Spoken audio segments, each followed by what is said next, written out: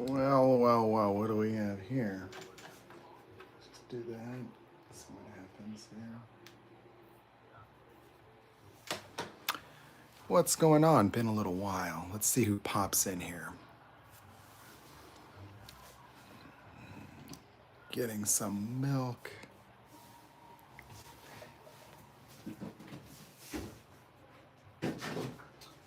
Oh, yeah.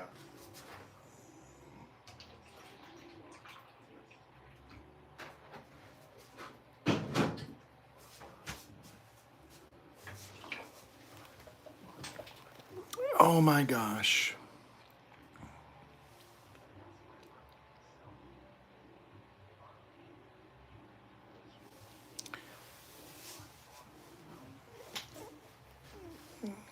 What we're going to do today is do a little bit of writing. This will be good. It's been a while. I fell off the writing, but you know, it's exciting. I'm looking at all the different people, researching people in the same field. The book's going to be something like a continuity of some of these Power of Now type books, stuff by Eckhart Tolle, Ram Dass. And then I see that there's some authors out there that also look at the combination of psychology and Eastern, practices and meditative enlightenment. And so that's sort of the same genre that we're talking about here. The difference is that understanding the neurological basis for enlightenment as well as the subjective experience that we call ego. What my book suggests is that ego is actually a pathology of the mind, that is not a normal structure that would occur. It's a result of language. And so diving into defining language and what impact that had on human consciousness is something that's very, very important for understanding, mental health as a general theme. One of the problems with psychology is it's a subjective philosophical field of study that originated prior to the creation of more advanced physiological models of understanding the human brain and, even the development of the brain. And so psychology is an important field of study. The problem is its subjective origins, as well as the terms and definitions give permanence to the structure of ego. Whereas in Eastern philosophies, you find that ego is something that we disappear in transformational experiences. And that sounds like an interesting thing.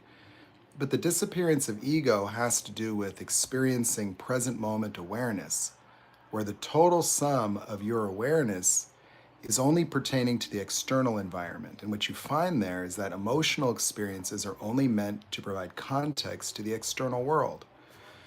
And so, my book, we really examine the role of emotion in animals, where what you find is that animals do not have emotions pertaining to their own experience of themselves. That if you look at your dog and wagging its tail when you come home, that is a temporary emotional state that communicates its relationship to the event of you coming home. And so when you look at animals, animals lack any semblance of self. Now, the reason is because the self is accounted for in the view of reality.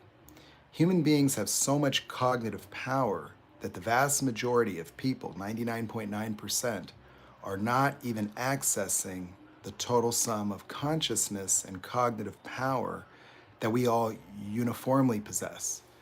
When you look at animals, you see uniformity in their intelligence levels. Like if you looked at elephants, if you looked at gorillas, chimpanzees, insects, human beings have a very wide diversity of intellectual presentations and creative capacities, from Einstein's and Mozart's to flat earth theorists. Well, it's not actually a function of intelligence, because you can have a lot of intelligence, but you see, the problem with human beings is that communication is limited to words. And so, even though somebody like me can have had very profound revelations and breakthroughs that have altered the architecture of my experience of myself and reality itself, it's not necessarily apparent because all we have is the tool of speaking. And so if you think about the vast amounts of information or knowledge contained within a mind, think about knowledge as sand in an hourglass, and then think about the mouth as the funnel. And so when I'm writing my book, I'm translating experiential phenomenon using words in an effort to have things arise in the awareness of other people. And that's the challenge with communication and understanding children and neurodivergence and things like that, is that the thought process for somebody that you say has ground up thinking is very different from the person that has analytical thinking, that the world of the hierarchy and ego does not make sense to certain people that have objectivity. And this is not because those so-called people are actually anomalous. They're only anomalous because the pathology of ego has never been identified as such in the Western world of psychology. And the problem with psychology is its monopoly over the mind. That when you think about the genesis of psychology hundreds of years ago, and you think about teachers like Freud, you have to understand that the vast majority of people that study psychology today are essentially memorizing and learning how to parrot and paraphrase the ideas of creative people like me, where it's very difficult for people to understand why I could understand certain things or how I could invent superchargers and tell you, well, the supercharger took me 5 minutes, or reconciling my own internal subconscious or the entire architecture of my psychology happened in 3 or 4 seconds. Well, that's because things that occur in a visual experience occur to the observer as taking form in the same way you'd be looking at a tree outside. And so the creative mind of objectivity doesn't have a connection to ego. It's the same as dreaming. You see, people have vast amounts of cognitive power that gets unleashed in dreaming. And that's because the parasympathetic nervous system turns off the fight or flight mechanism. And the vast majority of adult emotional experiences are abnormal. You see human beings going through adulthood, fearing being inadequate, fearing rejection, fearing abandonment. You see, abandonment is not actually a real thing. Abandonment is just another way to describe separation anxiety. Separation anxiety is a temporary emotional phenomenon in young animals that's the organizing principle that maintains the cubs in proximity to the mother. Because they're unable to care for themselves, they develop an anxiety that escalates as a function of distance. And so that's what causes a baby bear to brave the rapids of a river. If its mother crosses, it's got fear of the river, but the fear of the distance between the mother and the cub stimulates the cub to follow. But you see, because the ego forms at 5 years of age as a malformation of the fight or flight mechanism, it captures the neurological realities of a 5-year-old and reproduces them in a inwardly faced fight or flight reaction that dissociates human beings, forcing them to become analytical. The so-called neurodivergent people are people that don't have a fully developed ego. So the hierarchical thinking of what you might consider normal and the analytical mind works at a snail's pace. Because when you think about somebody who could tell you the exact amount of money in a handful of change, or you sit them down and they could play the piano, there is a neurological reality where the brain as a computer is a three-dimensional supercomputer that processes reality at the speed of electrons. That the human brain can command a fighter jet or a Formula One car because the cognitive abilities and our perception of space and time has so dramatically exceeded the limits of the physical body that we had to develop wings, scuba gear, the ability to walk in outer space. That human minds have the ability to imagine electrons, to imagine DNA before even seeing it. But the average person reaches a certain threshold where the communication ability of an Einstein is the same as somebody with 100 IQ points. And so, trying to capture the world of the experience within the imagination of a creative person is not something that the average psychologist, absent their own ability to do that, would ever be able to relate to. And so, only having words to describe, people that live in ego negate, they judge, they criticize, they evaluate, they qualify and disqualify. And so, when people come to me and they say, "Well, what's your certification, bro?" The moment they say that, all they're telling me is they don't have the intelligence, the cognitive abilities to actually allow the things that I described to be illustrated visually within their imagination. So they don't have access to their imagination, they're cut off. Their higher self is gone. And all they have is the defensive and defiant, entitled, subjective opinion reality of dogma, where modern knowledge is dogma for people in various fields of study, particularly psychology. So, psychology, in my view, is an important field of study, but it's also one that has crippled humanity because its assertions claim a monopoly over the mind and then relegate the most important and powerful teachings to the world of mysticism and spirituality. And trying to understand the philosophies associated with those teachings would never result in the kinds of experiences that those teachings lead to. Like, you could listen to Alan Watts and you might find that fascinating, but that's because Alan Watts did not develop the ability to cause enlightenment. That if you look at the history of enlightenment, you'll see a transformation as we progress through time, where modern ontological practices and coursework took the meditation and transformed it into direct exercises that deal with these reactionary dynamics that are not identified in psychology. And so the world of ontology is the study of being, and the world of psychology is one of studying the mind, but from the same subjective lens that is attempting to fix itself.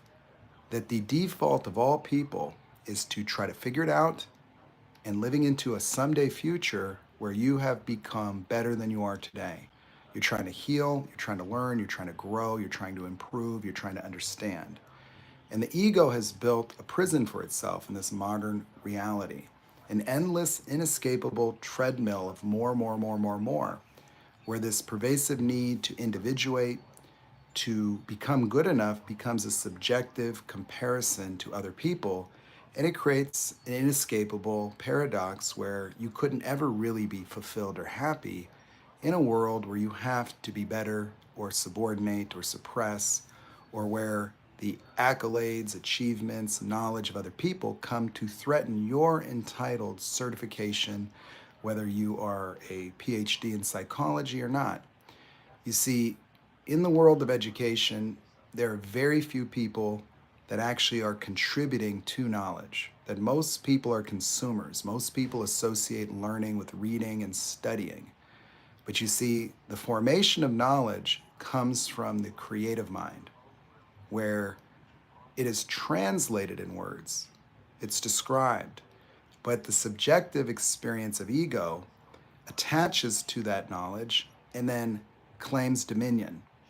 And then that closed-mindedness, causes, people to really have very low levels of efficacy or self-awareness. That studying psychology requires no mastery. It just requires agreement. Like, yeah, that sounds true, that sounds right. Let me memorize that so I could reproduce it on a test.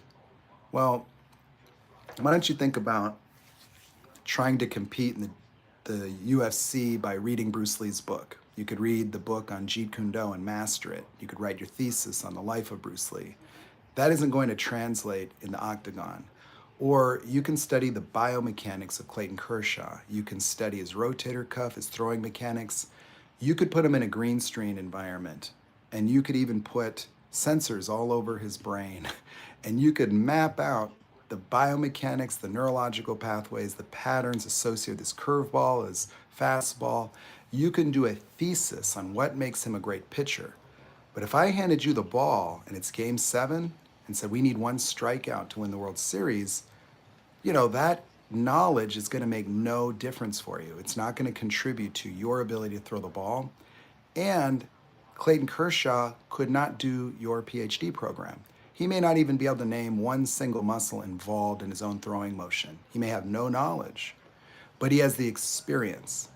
And you see, the problem with modern education in this commercialized society is that it transformed from a Socratic learning environment where people develop their mind to one of commercialization where the same knowledge that can cause all women to smoke cigarettes from one political or from one propaganda campaign in the 1930s could be used today to ruminate for 10 years with somebody about something that happened when they were 11 years old, where you displace the responsibility of your current experience onto past traumas.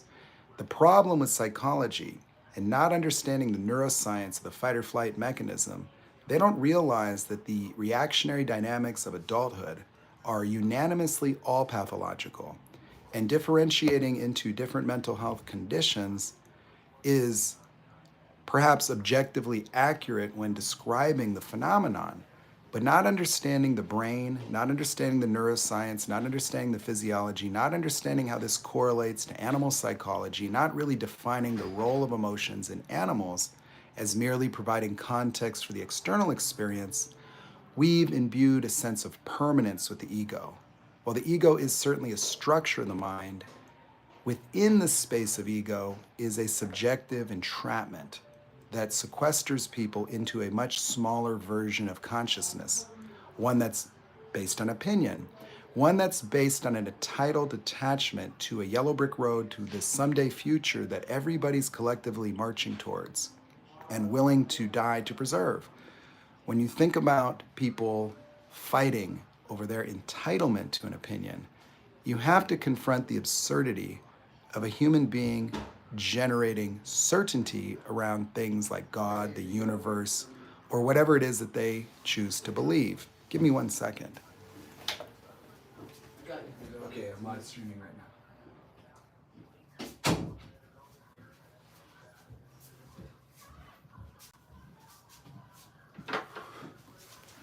So, ego is like a Chinese finger trap of the mind. And it actually dramatically reduces the intelligence of people. This is particularly important to understand when you think about propaganda, when you think about fear mongering, when you think about politics, when you think about future faking, when you think about Darvo, when you think about being gaslit and manipulated. The reason why gaslighting works is because you have ego. That means that you can be triggered to summon past emotional experiences that improperly contextualize the external world. Understanding that emotions are like the flavors of a snow cone. Life without emotions would just be like ice. It'd just be meaningless. And so if an animal did not have fear, if it did not have any emotion, it would just sit there. It could be eaten. It wouldn't be afraid, it wouldn't have pain. It wouldn't really conceptualize anything. See, the role of emotions were generated because consciousness in the human form is the evolution of intelligence. But without that level of intelligence, animals do not navigate a world based on understanding the underlying purposes of their own behaviors. Animals mate, but they don't understand that that's what leads to reproduction. Animals eat, but they don't understand protein synthesis or their nutrition. Animals run because they're afraid, but they don't understand that they're alive, nor do they understand death.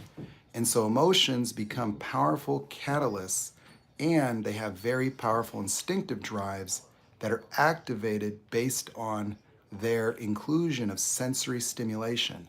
Like if your dog smells the urine of another dog, it's going to react by wanting to mark its territory. Now, your dog may not understand territory. And your dog, if it smells another dog in heat, it wants to mate, but it does not understand that that's going to lead to puppies later. It does not make a correlation. So if I were to create a drug that blocked hunger in animals and blocked any mating drive, what would happen to them? If the animals didn't get hungry, they just wouldn't eat. Because they don't eat because they're conscious of the need to eat. And so animals are driven by emotional experiences, and the goal of the formation of the mind was to create the most accurate depiction of the external world. And so my dog Turbo exists as the view from the point of view of the dog. My dog opens his eyes, a reality takes form instantly. When you open your eyes right now, if you close them and open them, is there a delay in this virtual reality within your mind? You see, the virtual reality of reality is so perfected neurologically that you don't actually relate to it being inside your mind. Like you think that's out there. Well, it certainly correlates to out there, and it's so marvelously perfected. There's a reason you have 2 ears and 2 eyes. You need 2 eyes to create depth perception, and you need 2 ears to allow your brain to locate objects in physical space. And so when you're listening to a crowd, you're at a game, let's say we're at the football game, your consciousness is flexible. Your consciousness is essentially what you are paying attention to in the moment. And so you could expand your consciousness and take in the murmur of the crowd. You can smell the popcorn, the beer, and so you're taking it all in. You can then zero in on a conversation that's 3 rows down, 2 to the right. There's a couple arguing, and you could listen in, and then suddenly you hear the cheers of the crowd, and you look up, you miss the touchdown. What happened? And now you're talking to your buddy, but then you get distracted listening over there. And so because you have 2 ears, sounds hit each eardrum at slightly different times based on the speed of sound, and your brain processes that to render an approximation of the location of the sound. And so the brain is invested in the formation of an experience of the external world. And that experience, as far as all other animals go, is the only thing that captures the existence of that animal. That the animal doesn't have a secondary sense of self segregated from that experience. Human beings are the only species that have that. And we tend to think of that as self-awareness, but what you find out in enlightenment, it is the opposite. Because what it did is that language created words. Words are symbolic sounds and symbols that are simply representing phenomenon. Like if I say the color red, you know what I'm talking about because you can see red. But if you were colorblind and I said red, what would that mean to you? What would it mean to you if you did not have taste buds and I told you that I had a warm apple pie with vanilla ice cream after dinner? The words themselves are not anything. The words are just sounds and symbols that constitute agreements for phenomenon that is observable. And so as we developed telescopes and microscopes, we expanded the human vocabulary as we dug deeper into the nature and fabric of reality itself. But you see, each word causes the emergence of a new distinguished phenomenon, something separate from something else. The word pen separates this from the rest of the universe. Like you could say forest and you have a general theme, but if you say tree and then you point at that tree now is distinguished from the rest of the trees. So in the experience of consciousness, the word me induced a segregation, a sense of a self independent of the formation of reality, where the formation of reality was the only purpose of the mind. Because you see, imagine what your life would look like if you didn't have fears of failure or rejection, or even a sense of self. That doing something would only pertain to the movement of molecules. Where if my goal was I want to get 10 of these and I got 8, some people would feel like a failure and they would have a powerful reaction. And then that failure would cause them to be avoidant. They wouldn't want to fail again because they don't like the feeling that correlates to the experience that they call failure. And how many people deal with fears of rejection? And so that fear of rejection populates your mind well in advance of the rejection. You see, the fight or flight system prepares the animal. And so if you were approaching a bear cave, you would be going up there and you'd be getting nervous. Well, that is how you approach your tests. So now you study in anticipation of the avoidance of failure. And so now you need to create arbitrary outcomes like I fear rejection. So, how would I feel safe talking to this woman? Well, I'm gonna need to make sure she's happy. I need to make sure she likes me. And so, my attention is going to be paid on inauthentic behaviors in order to induce her affinity towards me. I might even need something symbolic. And so, maybe if I get her phone number, that will mean that she's not rejecting me and I'll feel like I accomplished something. And so, the avoidance of rejection causes me to attach to some arbitrary outcome that would represent safety or achievement or being good enough. But you see, I'm not afraid of the woman. I'm generally afraid of rejection. And I project that onto the woman, and it contextualizes my experience of her.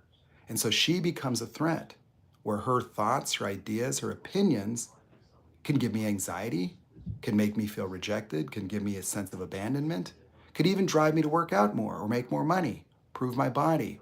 Because if I got rejected, I might wonder, well, what's wrong with me? Why did she reject me? Well, how about she rejected you because you feared rejection? You became inauthentic.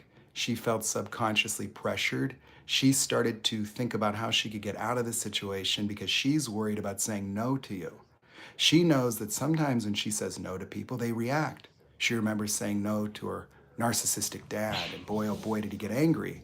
So her fear of saying no takes away her freedom.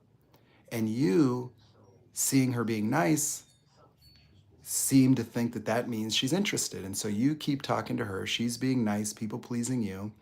And then you feel let on. See, you built up all this hope. Now you ask her for the number, and she gives you the old, oh, I've got a boyfriend. And what do you feel? Rejected. So you created the rejection and you projected that. And that rejection has nothing to do with reality. Because if you didn't have the fear of rejection, then you could have actually engaged in a high level of consciousness with this person. You could have actually been uniquely attentive to her experience. I can tell you when I gave up the thought of being rejected for the first time in my life, it transformed my life forever. Where I used to be somebody that would fumble, bumble, crash and burn, have anxiety, analyze, try to figure out the whole social circumstance, talking to myself. I'd see the friend leave and I'd find an angle. I'd be doing trigonometry at the bar. And then I'd show up and I'd be a nerd. Hey, how's it going? Da, da, da. And the conversation would always end like, well, I'm here with my friends. You seem like such a nice person. Oh yeah, well, don't worry. I would just self-reject at that point, just ejecto, I'm just gonna go over there, get a beer and just analyze this whole thing. You have fun, Melissa. You seem like a really nice person. So I'm being nice, inauthentic. I'm being sensitive, and they can sense that. Well, my coach, Mike, after I did a lot of training, he noticed that when we were out and about, I wasn't dancing. And he asked me, how come you don't go out there and dance? How come you aren't out there? You're single. And I thought about it.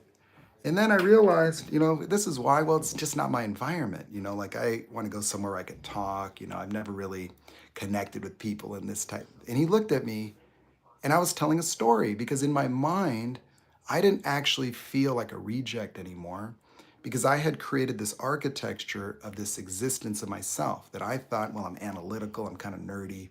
This is just the way I am. I had friends that are really good with girls. I'm not one of them. I could not understand how they could just do that. Like how they'd have the balls and just, no, I was never the guy that could do it. We just said, it just sounds like you experienced being unwanted by women. And the moment he said being unwanted, it just hit me. And then suddenly it flashed.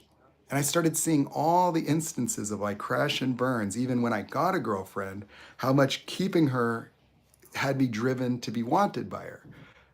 And then he's like, where did that come from? And so when you do that in ontology, a moment will appear in your memory. And suddenly I was there. It was daycare. I was probably 4 or 5. And all that happened was my mom was late. I remember sitting on the fire curb with the last employee after locking up, and everything was fine until I had this thought. Suddenly, I'm like, where's my mom? And I realized all the other children had picked up their mom. And so something was definitely wrong. Where's mine? So I felt this deep sense of abandonment, unwantedness. And it was just this helpless, powerless, stuck feeling of despair, fear. Suddenly, I heard a noise and it was my mom. And there she was. So I suddenly felt wanted. Now, what this did is it formed a contextual phenomenon, wanted and unwanted. And so from that moment on, whenever I would encounter women, I would have a recreation of the fear of being unwanted, and I would try to avoid that fear. And so I was being nice to compensate, being funny. And it would just build my anxiety because I'm not present, because I'm analyzing, I'm listening to myself analyze while they're talking, and my charisma's down, and I'm trying to be funny, and it didn't land, and I'm sensitive, and any little facial thing, and and I'll read into it, and sometimes I'd just bail out. And I'd be very nice. Everybody thought I was nice. But I was lonely and I felt sad. Well, 24 years of age, I only had two girlfriends my whole life because of that level of fear. Well, I didn't really even think about it that way. I never really considered it, that this fear of rejection had nothing to do with women. And so he gave me something to say. He said, okay, try this. I give up the right to have the complaint that I'm unwanted in my life forever. And I just said it. I give up the right to have the complaint that I'm unwanted in my life forever.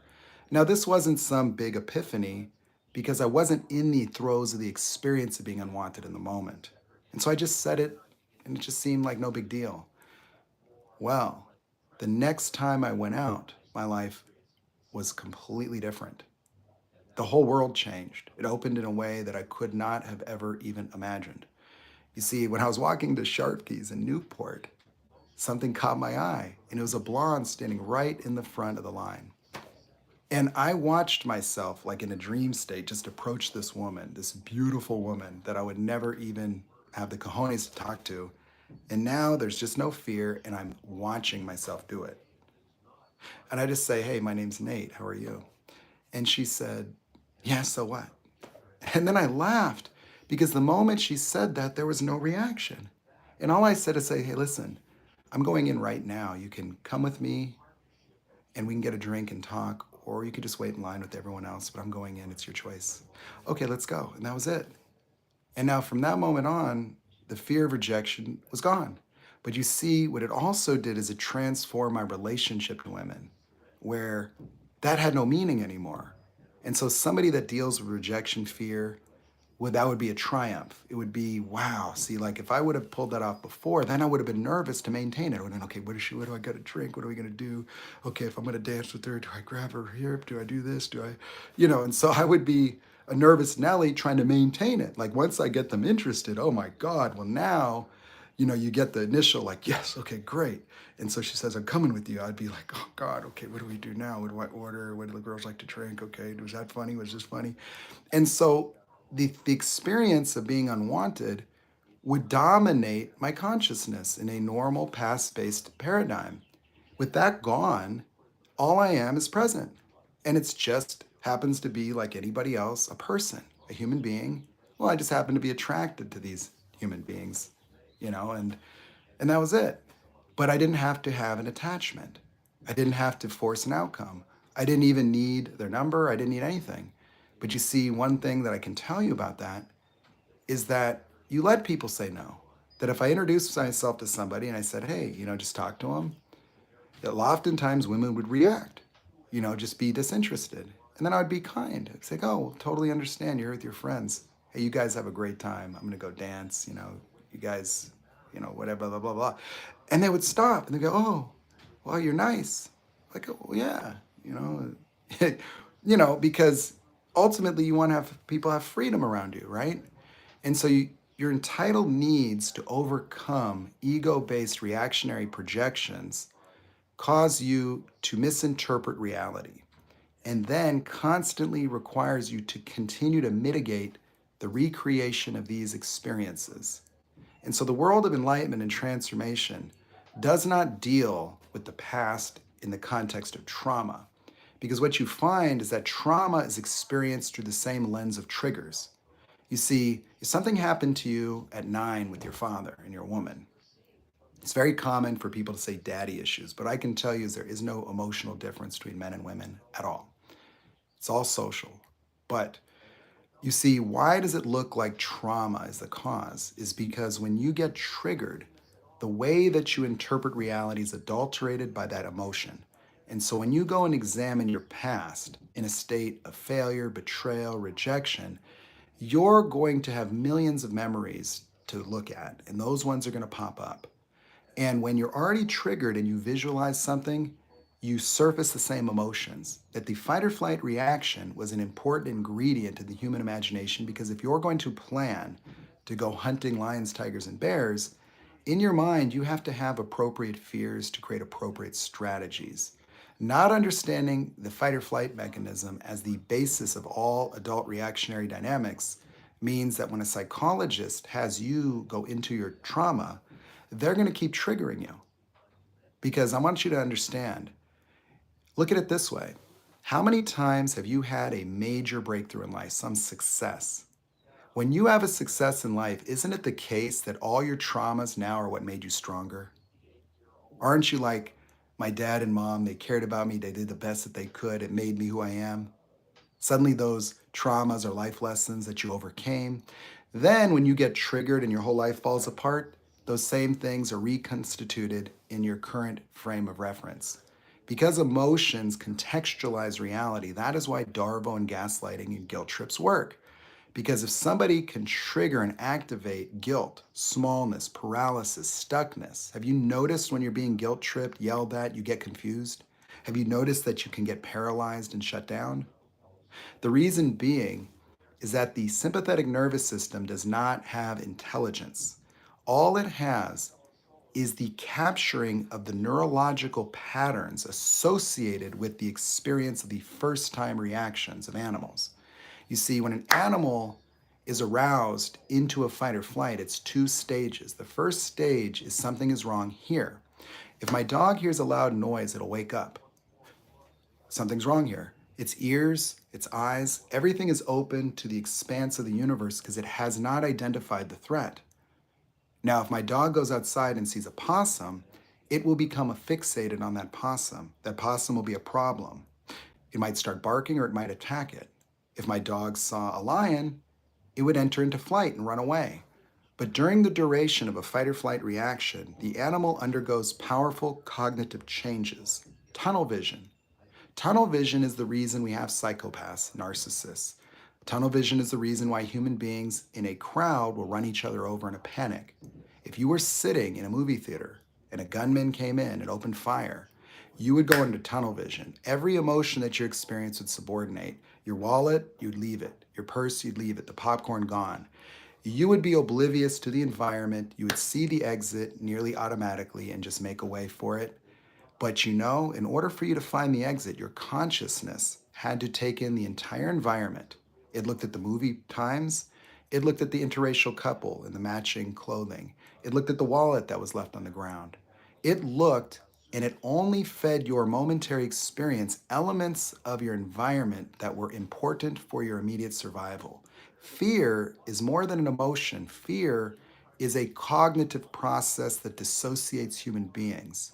In psychology, they think dissociation is a psychological mechanism of avoidance, where a child will dissociate because of fear. No.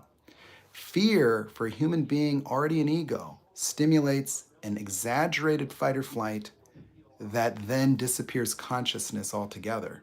The reason being is that the first stage of fight or flight, in the case of my dog, is something is wrong here, an expanded consciousness, and then a collapsed consciousness around the dog that it's attached to. Have you ever noticed when your dog's barking, it's hard to get its attention? The reason being is that fight or flight, fear, survival prioritizes eating and mating. So when my dog is running from a mountain lion, its brain blocks its awareness of the scent of that fire hydrant. It blocks the vision of the cat over there. It blocks the smell of an animal in heat because those other instinctive behaviors cannot be activated because it will cause my dog to get captured and eaten alive. And so when the rabbit is running from the fox, the rabbit has tunnel vision, is just looking for a way out. And so the subconscious is a temporary phenomenon caused by the sympathetic nervous system, efferent tentacles throughout the entire cerebral cortex selectively blocking the transmission of all the cognitive processes catering to all the sensory information. Your eyes are picking up all the light, your ears are picking up all the sound. You can move your consciousness. You could stop listening to me and you could be listening to your TV and be distracted. You could be listening to music. But you see, what you're listening to is not me, you're listening to your voice. You're listening to yourself talk while life is happening around you. And so your consciousness has become fixated upon analysis. Because what happens that differentiates the human child from the animal is the animal will program many different fight or flight reactions, which become environmentally tuned reactions that cater to these specific environmental threats, preys, and predator species that allow animals to survive changing ecosystems or evolve to work within different environments. It's why if you took a baby rabbit and raised it in captivity and set it out in nature, it would get captured by a hawk or an owl because it would hear the sound of the wings, but it would not cause the appropriate fight or flight reaction. It has not been trained by the mama rabbit with its tall ears. No, no, no, don't go out there now. You see, the empathy of the animal allows the mother to groom it, to teach it how to go out on the prairie. No, you don't just walk out in the open. There's foxes overhead. There's foxes, there's hawks, there's eagles, there's rattlesnakes. And so the animals have to be aware of their environment and they have to be very sensitive and open to the whole environment. But when they enter into fight or flight, the only thing you'll see is their movement will correlate to the predator. And so what happens is all the awareness in the animal's brain gets deleted. It's like a neurological stroke. Its consciousness shrinks because it doesn't have access to the total sum of its own awareness, the environment, only that which is related to the fear. And so that limits its decision making to fight or flight. That's why it's called fight or flight. It's not fight or flight, roll over, pee, reproduce, eat, do what you want, walk around, moonwalk. You see, if I had gangsters come here right now and I said, what would you do if, what could I do? What could I do if someone was holding me at gunpoint? You would come up with a few options. You'd say, well, you could beg, you could cry, you could run, you could fight. But the truth is I could do anything. I could moonwalk, I could start tripping, I could start speaking in tongues. I could just say, oh guys, you're just in time. My fiance's in there. This is their fantasy. You guys got another gat, another wife beater? You got another rag? Yeah, let's start dancing, put the music on. So I could jump out the window. I could take my pants off, start doing cartwheels. And so the infinite expanse of human consciousness in the state of ego gets collapsed into a fight or flight paradigm where you are the threat. The reason being is that when we created me, we created a sense of self that existed independent of our awareness of the external world. The only species that did that, we did it because we developed language. So the notion of me is a intellectual segregation. And to embody that segregation, we had to give it a voice, an imaginary voice. And that voice only talks in reflection and reaction to your triggers. And your triggers form in one moment of your life. The reason they form is this, is that when the child has their first fight or flight, the fight or flight is the alarm system, like a smoke detector. I mean, how many times does a dog bark a day and it's not a home invasion? How many times does a lizard run from you and you're not trying to eat it? See, when a rabbit is aroused from a sleep by a sound, it will inspect its environment. If it finds nothing, goes back to sleep. So something's wrong here, stage one. So what'll happen is if I showed you all my notes, they're all the same because it's the first arbitrary experience. It doesn't matter what it was. For one kid, they crashed their Power Wheels. For another kid, they broke a towel rack. For the other kid, their dad yelled at their mom in the kitchen. So the first experience of fight or flight triggers based on volume, based on severity of some experience. But what makes it unique is me. So when the something's wrong here happens to the child, they will have the something's wrong, like dad just yelled at mom. But they've never had adrenaline before. So adrenaline is such a powerful stimulant. The child has never felt this level of life or death fear that is involuntary in nature. So this total body change, this neurotransmitter slash hormone, adrenaline and noradrenaline gets released by the adrenal cortex, starts going through the body, heart starts beating, pupils start dilating. The child will feel a level of fear and intensity that they've never experienced. The child will have the same emotional state as something is wrong here, something is wrong, but noticing their own experience, they will think something is wrong with me. In the same way, if you were drinking coffee at Starbucks and some homeless person dropped a couple meth crystals in it, you would not be able to explain the sudden change. And so the first experience of fight or flight is something that is devastating to the child. Now, what also happens is this is where an artificial abandonment is evoked because the child feels safe in the company of the parents.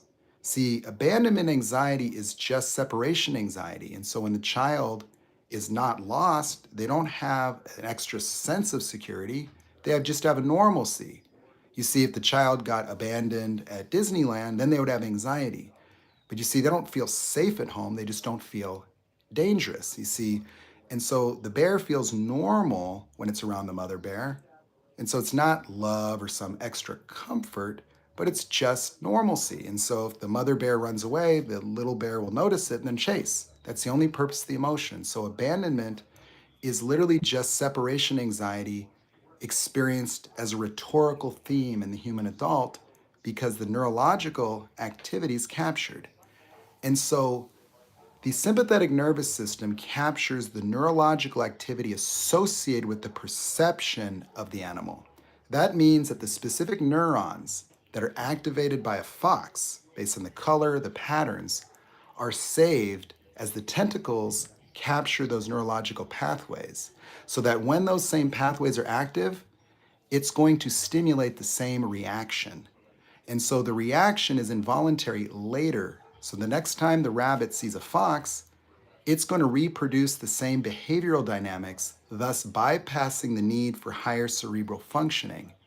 To replicate the reaction means that you cut down on the cognitive processes, the time, as well as the probability of making a mistake. So the rabbit does not have to think about what to do anymore. Once it's saved the first fox, it now has a reaction. That is why if you hit a dog as a puppy, every time it sees a hand, it's going to react because that experience is associated with a fight or flight response. And so when it sees a hand, the hand as a symbol has a neurological pattern that is captured in a different area of the brain and reproduces the emotional experience that dog had as a puppy. And so it involuntarily winces.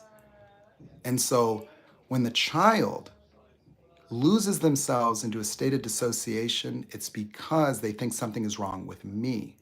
And so when they think it's me, they start observing the cascading emotional changes that the fight or flight causes. The disappearance of safety is now experienced as abandonment and being alone. And as they envelop themselves, the consciousness collapses around the child's own experience. And as they continue to see the cascading emotional changes, they will hit a level of fear that creates the experience of flight, not good enough. I'm not good enough is the human words associated with what makes an animal run from another animal. You see, the fight or flight mechanism is proportional. An animal has to look at a threat and determine, can the fox beat a coyote or is it not good enough and run away? And so the avoidance of failure and rejection is the recreation of the flight mechanism that causes avoidance. This is why you avoid things that are good for you. You see, it's good to go to school and take a test and get a good grade, but no. See, you're so afraid of the reactions that you see opportunity as a threat, the threat of failure. And so what happens to the child is that the observance of all the changes and the feelings of not good enough, brokenness happens. Why do they feel broken? Because when they dissociate, their environment disappears because they found the problem. The problem's me. And so their awareness of what's happening around them is gone. And so all they're left with is no pattern of behavior. They feel paralyzed and stuck because the fight or flight mechanism was designed to mobilize an animal to run or fight. But how is the child fighting themselves? How are they fighting abandonment? How are they fighting this feeling of not good enough? You see, they get confused. Total confusion ensues because there is no awareness of any particular response in this state of dissociation. And so this dissociation causes the sympathetic nervous system to be programmed to perceive the product of the reaction as the cause of the reaction, causing a paradoxal malformation where the afferent and efferent signals of the sympathetic nervous system that are supposed to capture the neurological activity of an external perceptive threat, as well as the behavior response, have captured the behavioral response as the cause and the effect, creating positive feedback loops. And so now the child is stuck in a state of confusion, and for the first time, they invent ego by going, I need to figure it out. The parents become ensnared in this dynamic, become entangled in a pervasive fear of death. So the fear of failure is also now connected to the fear of abandonment, the fear of death, the experience of not belonging, that all normal emotions have been subordinated, totally absent, and the observation of the missing emotions forms every single reactionary trigger, where when you have these emotional state changes, you automatically think something is wrong with me.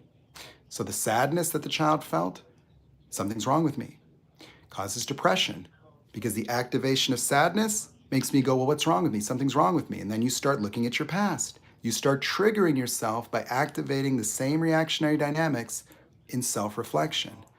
And so now the child goes, I have to be perfect. That this is such a terrible experience. The child felt like they were not good enough. They feel abandoned, alone, helpless, powerless. They feel like they're invisible. They don't matter. Their feelings are gone. They don't feel like it matters. They're confused. In this state of confusion, they've lost a connection objectively to reality, because the parents yelling in the other room had nothing to do with the child. The parents' divorce had nothing to do with the child. Whatever the parents did, said, whatever bad behaviors had nothing to do with defining the child.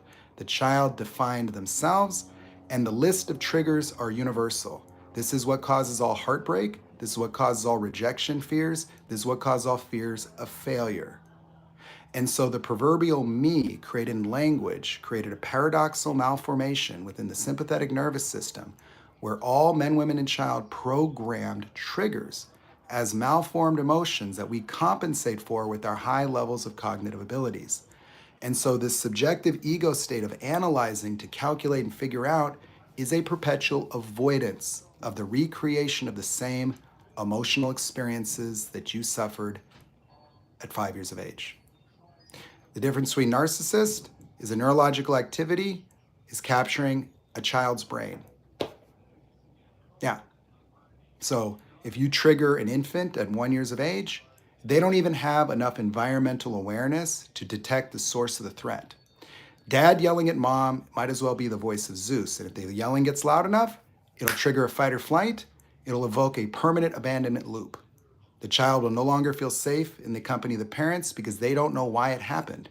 And so having an unknown threat looming becomes the architecture of the subjective reality of all narcissists. When they start learning, they're already in pervasive abandonment. But the anxiety that defines all human reality becomes normalized. You see, experiential phenomenon like wearing a wristwatch, contact lens, or wedding ring, your brain starts to disappear and normalize. And so the child at 5 years of age says, I have to figure it out to be perfect for mommy and daddy, so I'm never going to be abandoned, never going to be alone. They become fixated on being good enough and seeking external validation to try to turn off this sense of not belonging, this fear and threat of looming abandonment. And so this becomes the driving force of all human beings in adulthood. This now projects onto teachers, projects onto other children, projects onto managers, bosses, significant others. This is the basis of why we need therapy. This is the basis of every mental health professional trying to figure out themselves. This is what drives Sigmund Freud to try to document his own internal experience to define it. The problem is that they didn't understand that ego is a malformation, that this analytical mind is causing a continuation of dissociation. Have you noticed when you try to lean in and understand, like you really want to get something, you get more confused? That you start hyperanalyzing and that you're trying to keep up and you can't? Do you know that when you analyze, you're just listening to yourself talk to yourself and you're totally muting out the other person?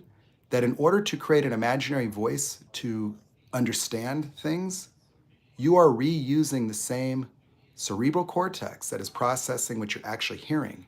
And so somebody's voice is using the neurons within your auditory cortex where you are generating an imaginary voice on the verge of schizophrenia because you're thinking. But you see, the human brain did not evolve to think with words. Thinking with words is like taking somebody out of a fighter jet and putting them into a Power Wheels, because words are linear, they're limited. I mean, how long does it take to write a script for a movie just to create a 2-hour movie, right? And so when you think about, if I was trying to use words to describe my whole house to you without you ever seeing it, and you needed to be able to draw my house and it needed to be perfect, how long would it take me? Oh, I could spend the rest of my life. If I have to go blade of grass by blade of grass, if I have to go through every single thing, if I just tried to use words to have you draw this, the amount of words to capture something experiential, because this is three-dimensional, multi-dimensional, you look at it, you understand it just by examining it. And so the world within the mind can expand dramatically, but the mouth becomes the funnel through which we share our experiences. And that's why people with objectivity and high levels of creativity and intelligence are often not understood by psychologists. They're looked at as hyperactive or anomalous. Well, you see, when somebody doesn't have as much ego, they have real empathy. They have objectivity. They don't think because they see everything going on. And pattern recognition is because the imagination of someone in ego is being hijacked and facing inward. And so you're looking at your past and you're looking at your future in a state of fear. See, when you are an ego, you think about life from the risk of failure. And so your mind automatically conjures failure as a predictive tool of avoidance. Whereas somebody without ego won't do that. And so if I wanted to do something and you wanted to do something, if you think about failure, you're going to start trying to prepare in anticipation of failure, or avoiding it, or get yourself ready. Well, someone else can just look at 1, 2, 3 steps. Like, what would happen if you never had a reaction of failure? See, then you'd start to see that success was, well, I needed to go right and then left, and I went left and right. But what does it mean? You see, the meaning is the reaction itself. It's not a limiting belief because your words only describe the experience after it's generated. So you feel like you're not enough. You feel like you're abandoned. You feel rejected. But you see, you're merely using words to describe the phenomenon of an involuntary reaction. But the thoughts did not create the reaction. The thoughts cater to the reaction. And so these reactions are something that subordinates all normal emotions. And that's why humans are so devastated, because their emotions coming up from a 5-year-old experience of abandonment are being reproduced in adulthood. Like, you are getting a relationship just to not be alone. You are trying to be good enough. That's what your job is for. You are living into a future someday where you're healed, where you're good enough, where you've proven yourself. Because these reactions automatically are triggered all the time. The moment you wake up in the morning, your consciousness collapses. You don't have the ability to dream and imagine the way you do when you're sleeping, because the sympathetic nervous system loads the library of triggers the same way. When the rabbit wakes up, the rabbit is conscious of the environment. When the rabbit wakes up in the morning, it's got to pop up. It's got to look for hawks. It's got to look for snakes. It's going to be on high alert. When you wake up in the morning, isn't it true that you start trying to put your whole mind together? Because the sympathetic nervous system is part of the fight or flight, but it's what regulates wakefulness. And so it gets you out of bed and then hits you with some adrenaline. And then you got to be cognitive of your environment, because that's the evolutionary mechanism. All your problems load up. And now you start going through trying to organize, because you see your problems are simply objects, situations, circumstances that are impregnated by your fear of different reactions. Your avoidances, so you've disappointed someone, oh, you're avoiding that phone call because you're going to react so significantly just based on somebody's disappointment. Like, you're terrified of failure and disappointment to the point where people jump off of buildings rather than tell their wife they lost their job. Why? Well, because the fear of death is associated now with abandonment, associated with being not enough. And this animalistic fight or flight mechanism are positive feedback loops where you get triggered and ruminate for 10 months because the experience of something's wrong tells you that there's something wrong because you feel it.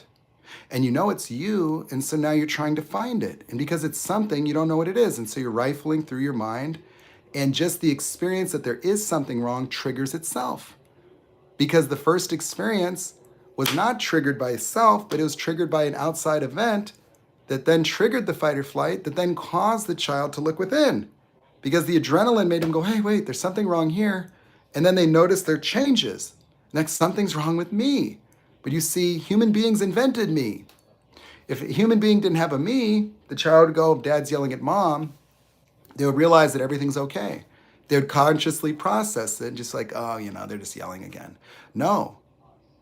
The child takes any arbitrary experience and always interprets it as me.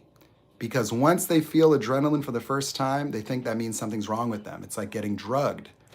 And so when they observe their own experience, the emotional aftermath of fight or flight causes an escalation to full dissociation. They reach the maximum threshold of animalistic fear and smallness. That's why you feel small, is because the fight or flight mechanism is a mechanism for predatory drive and flight. But you see, the maximum fear would make you feel the maximum helplessness to make you feel the maximum fear to make you run away. And so as you escalated this stimulus, it was a positive feedback loop. Once you started noticing what's wrong with you, it created more reaction until you fully disconnected from reality. That is where ego is born, the need to analyze and analyze and analyze. And it just feeds itself. And so these paradoxically formed malformations are inescapable by trying to address the circumstances of reality because you validate them. The more you work to fix, change, and improve yourself, the more attached you get to outcomes, and the more you are anxiously driven to some future outcome that only temporarily gives you a little validation, and you're back to work on Monday, and you keep doing it. You think about summer when you're going to get out of 6th grade. You dreamed about junior high, and then now you're getting bullied. Then you thought about high school and how exciting, and then, oh my God, you couldn't wait to get out. Now you wish you could go back. Because then you dreamed about college, and then the pressures hit you. And every stage of life, it's always something new, something next. You have to create this overarching fight or flight as a carrot. Because if you looked yourself right now and you defined your own experience and were authentic, you don't even believe you have what it takes now. Why? Because the paradox is you have to become perfect, because the level of fear the child imagined mandated no mistakes. They weren't going to take any chances. So they thought being perfect for mom and dad, or circumstantially perfected, would prevent them from feeling this. Well, how's being perfect working out? Oh, it isn't working out. And so what do you have? You have another thing called can't. Can't is the subjective reality collapse, because when you live your life in ego, you are reacting to things that aren't true. Why do you think you got involved with a narcissist? Oh yeah, because when you have an abandonment fear, what does that make you do when someone's threatening the relationship? Oh, run to the abuser. Yeah, because you feel small, helpless, powerless, weak, and confused because you're triggered into a fight or flight sympathetic reaction by somebody gaslighting you. So you don't feel big enough to go out on your own because these emotions come from a helpless 5-year-old that dissociated. And so when you're dissociated, your brain doesn't even work. You can't even think your way out. Why do you think people gaslight, manipulate, and trigger you? It's because it reduces your consciousness. It puts you into a childlike state of helplessness by bringing up emotions and reducing the total sum of your awareness. And bringing up that anxiety causes you to attach to them because you're going to run away from their abandonment. And the animal fight or flight reaction's gradient. Animals have to size each other up. And so in the animal kingdom, if you were going down a path and you saw a bear and you turned around and saw a coyote, which one are you running to? Are you running from the bear or are you running from the coyote? You're going to run to the bear or from the bear? Well, you're going to run from the bear to the coyote, aren't you? You're going to run from abandonment to not good enough because your triggers are framed as predatory threats within the system. And so I'm not good enough gives you the embodiment of hope to fix yourself, whereas abandonment's terminal and to be avoided. So since you avoided abandonment in this narc abuse cycle, you went all the way to the discard. You had to be broken because you're so terrified of being on your own. It doesn't even matter if your life was together before. Have you noticed that you could have had your shit together? It happened to me. Oh boy, I was working as an actor. I was on the Disney show Pair of Kings. I was being written into the script. This is a breakthrough in my career. I was so excited. I was living my dreams. And then I met a covert narcissist. 9 months later, I had dad bod, back hair, chest hair, and diagnosed with bipolar because I did not know what happened to me. Okay. Now she's working as an executive in CNN. I live with my mom. So what I'm saying is that being triggered creates emotional experiences that do not accurately characterize the moment. See, narcissists growing up with no empathy, they don't have the same emotional framework. You see, they learn cause and effect because they don't have emotional empathy because they woke up into a world where they already had a pervasive fear and anxiety socially.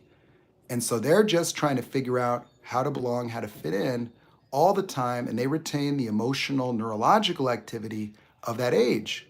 So just like you have a 5-year-old abandonment, the narcissist retains the caregiver emotional patterns of a child that would be playing peekaboo. The short duration emotions that are reflective of other people make them prone to being victimized and dependent upon the positive emotional states observed in others. That is why babies do that, is to induce caregiver effect. That is why narcissists are entitled, is because the emotional structure of their mind is limited to only include their own needs. And because they live in pervasive fear, they do not have the emotional bandwidth to generate an accurate architecture of the experience of other people. So their own emotional states become included within their interpretation of your emotions, and they learn cause and effect. You see, their behaviors do not carry the same emotional significance. They become emulations. If they see what anger causes, they know that if they do that, you react that way. They become emotionally codependent on being able to emotionally self regulate by protecting themselves from negativity. Have you ever heard a narcissist say they hate negativity? It's because they involuntarily reflect those emotions, because the neurological activity that keeps repeating is that of a 1-year-old child. Now, they have the normal brain development, but you see, this subjective reality is harder to transform because a people pleaser between the ages of 1 and whatever and 5 experience consciousness. Like if you see young children, they don't have fear, they don't have boundaries, they don't have rules, limitations. A child will run right up to you and just look you right in the eyes. They'll go behind the counter, they'll shoot in like a rocket.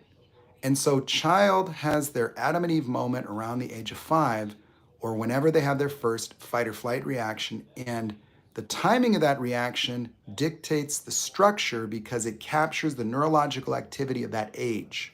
That's why narcissists need supply, is because they live in a loop of short duration emotional experiences that require constant intervention from external sources. And so they constantly need to get positive affect from people, and they feel victimized because the transformation of their own experience at the hands of observing the emotions of others changes even the way they see other people. And so, because emotions contextualize the external experience, everybody's afflicted in a very similar pattern with different nuances based on the age. And so, compared to a fully conscious person, a people pleaser and a narcissist is like the sun and the moon, and consciousness would be or the earth and the moon rather. So, you look at the moon, you look at a narcissist, they're very far apart from the vantage point of one another. But from the vantage point of the sun, the total sum of consciousness, they're both indistinguishable because they both have entitled subjective realities. The ego is what's running the show. But you see, when you see the angel and the demon depicted on a people pleaser, the sheep amongst the wolves, they have access to their higher self because they developed it already, because they understood they have creativity. You know, that the people pleaser can access creativity to make a recipe or to plan something. And they'll notice cognitive limitations in narcissists, that narcissists often can lack creativity because the amount of fear that they have often causes them to be way more analytical and way more preoccupied with merely approximating whatever's going to keep them safe. And so they're always preoccupied with appearances because they're so dependent upon the way people see them that they don't really independently develop a sense of self independent of the need to aspire to be something in the assessment of others in order to gain that positive emotional experience. But you see, being afflicted by simple emotional changes in other people and needing to control or learn or study the mechanics of other people, make narcissists anomalous, but they don't know this right away.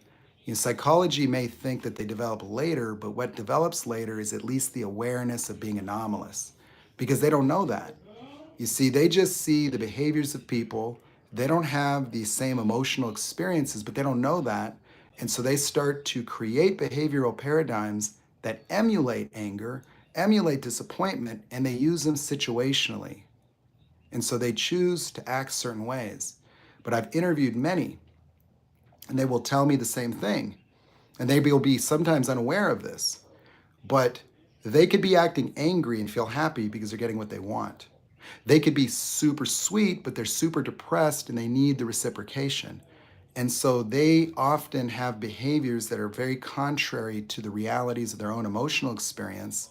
And they've developed a necessity to be that way because they were born into a world in which this was just the way they were. And the limitation of understanding other people is that we project ourselves in the assumption of other people, that all egos use cognitive empathy. They do not have real empathy. Because in an ego state, you have subordinate emotions, and that's how you would create things like borderline personality, which is not related to NPD.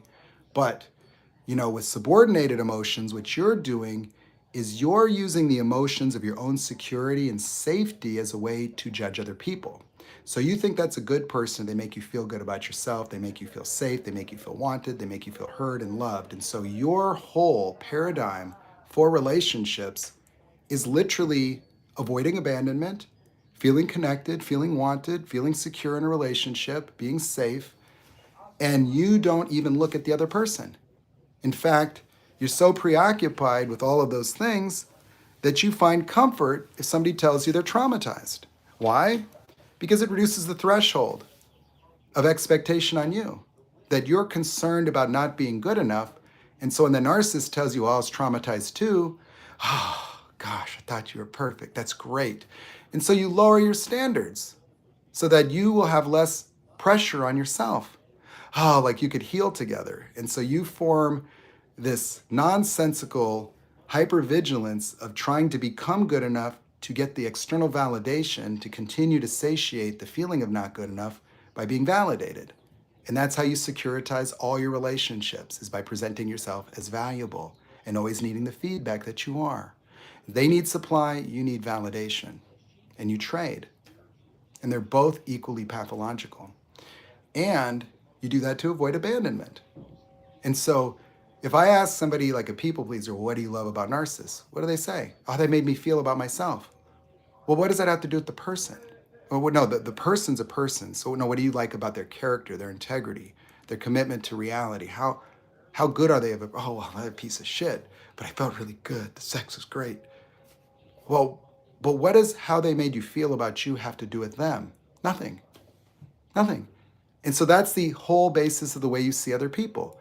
You only look at other people for their relevance in terms of how they make you feel about yourself, and a good person makes you feel good. The truth that sets you free, you don't want that. Nope. In fact, people pleasers are avoidant of accountability. A people pleaser does not feel good enough yet. And so if somebody really loved that people pleaser, they would feel pressure. They would not feel a connection. They need the game of trying to become good enough someday because that aligns with the architecture of their entire worldview. They're living into a someday future. Not all their stuff's perfect yet. Because they need to be perfect, they always live as a devalued person, and they will not be willing to relate to the accountability of greatness. And so if you treat a people pleaser like they're great, they will become avoidant of disappointment. You see, the fear of disappointment and failure is what's conjured by acknowledgement. And so the acknowledgement the people pleaser wants is the one thing they're avoiding because they don't want to be accountable to reproduce and generate expectations on themselves. So instead, they chase validation. And so they're more comfortable in a vicious cycle of trying to prove themselves to avoid abandonment. But if there's no abandonment risk, the people pleaser will have no basis of attachment. because the abandonment fear is what becomes the glue of the relationship. So the people pleaser has a subjective attachment to the validation as the entire basis of all relationships, friendships, family, and romance, and jobs, period. And so the people pleaser lives in a reality of someday they're going to be perfect, or they're going to be good enough, or they're going to be proven, or they're going to be healed. Healing, healing, healing, healing, healing. And boy, oh boy, does everybody love to be diagnosed with a mental illness, because that's the ultimate get out of jail free card. You see, being broken, being afflicted means that you don't have to have expectations. Yeah. You see, you want to know what's wrong with you because the what's wrong becomes responsible for you. You externalize and you get to point to some problem. And so when you get to be broken, you get to lower the risk that comes with disappointing yourself and failure by reducing your own expectations, by assigning yourself a stigma, a diagnosis, some notion of brokenness. You entitle yourself to be a victim to yourself because you like to be right about yourself being wrong in the past as a way to explain yourself. And so by explaining yourself in the paradox of affliction means that it's a get out of jail free card to reduce the expectations, to avoid failure. And so you're so avoidant of disappointment and failure that you are not going to be compatible with love. And you're going to confuse love with the euphoria that comes with the neurotransmitter release of turning off your triggers temporarily. Because you see, the brain adapts neurologically. You see, addiction happens because of how adaptive the brain is. You see, the brain has to be able to survive any environment. If you were in an environment where you had a malnutrition, you would not have enough raw materials to form serotonin or dopamine. And so in order to normalize those pathways, your brain will adjust the receptors accordingly. It'll increase them. So if you have low dopamine, it'll increase the receptors, so it'll be more sensitive, so you have normal physiology. That we think about optimizing nutrition, but that's the reason we have addiction. Because if you were to take an exogenous drug and stimulate dopamine, stimulate serotonin, your brain will downregulate. It'll reduce the sensitivity to normalize those physiologies. You see, the brain is so adaptive that what do you think's happening in the development of the child? It has to have all these neurological patterns and pathways mastered. And for psychiatry to say that you have a brain problem, a brain chemistry, no, you don't. See, if you had a neurological brain chemistry issue, why would it only pertain to emotion? How many different neurotransmitters are there in your body? I mean, if you can move, you don't have Parkinson's, you can taste, you can see, your hearing is good, you're not jerking, you're not cramping, your nervous system's working perfectly flawlessly. And so we're treating these things because we don't understand their origins in the sympathetic nervous system, that it is the fight or flight mechanism that creates all mental health disorders. Schizophrenia is a consistent, it is a slippery slope where somebody with NPD can hyperstimulate and dissociate. You see, the imagination was actually born after the fight or flight mechanism. And so the fight or flight, while it blocks the transmission of consciousness as it pertains to the awareness of the environment, the only thing that prevents the imagination in NPD is that the person's hyperfixated and analyzing. And so they're so fixated on the survival of reality that they have reduced access to anything creative and they don't have objectivity.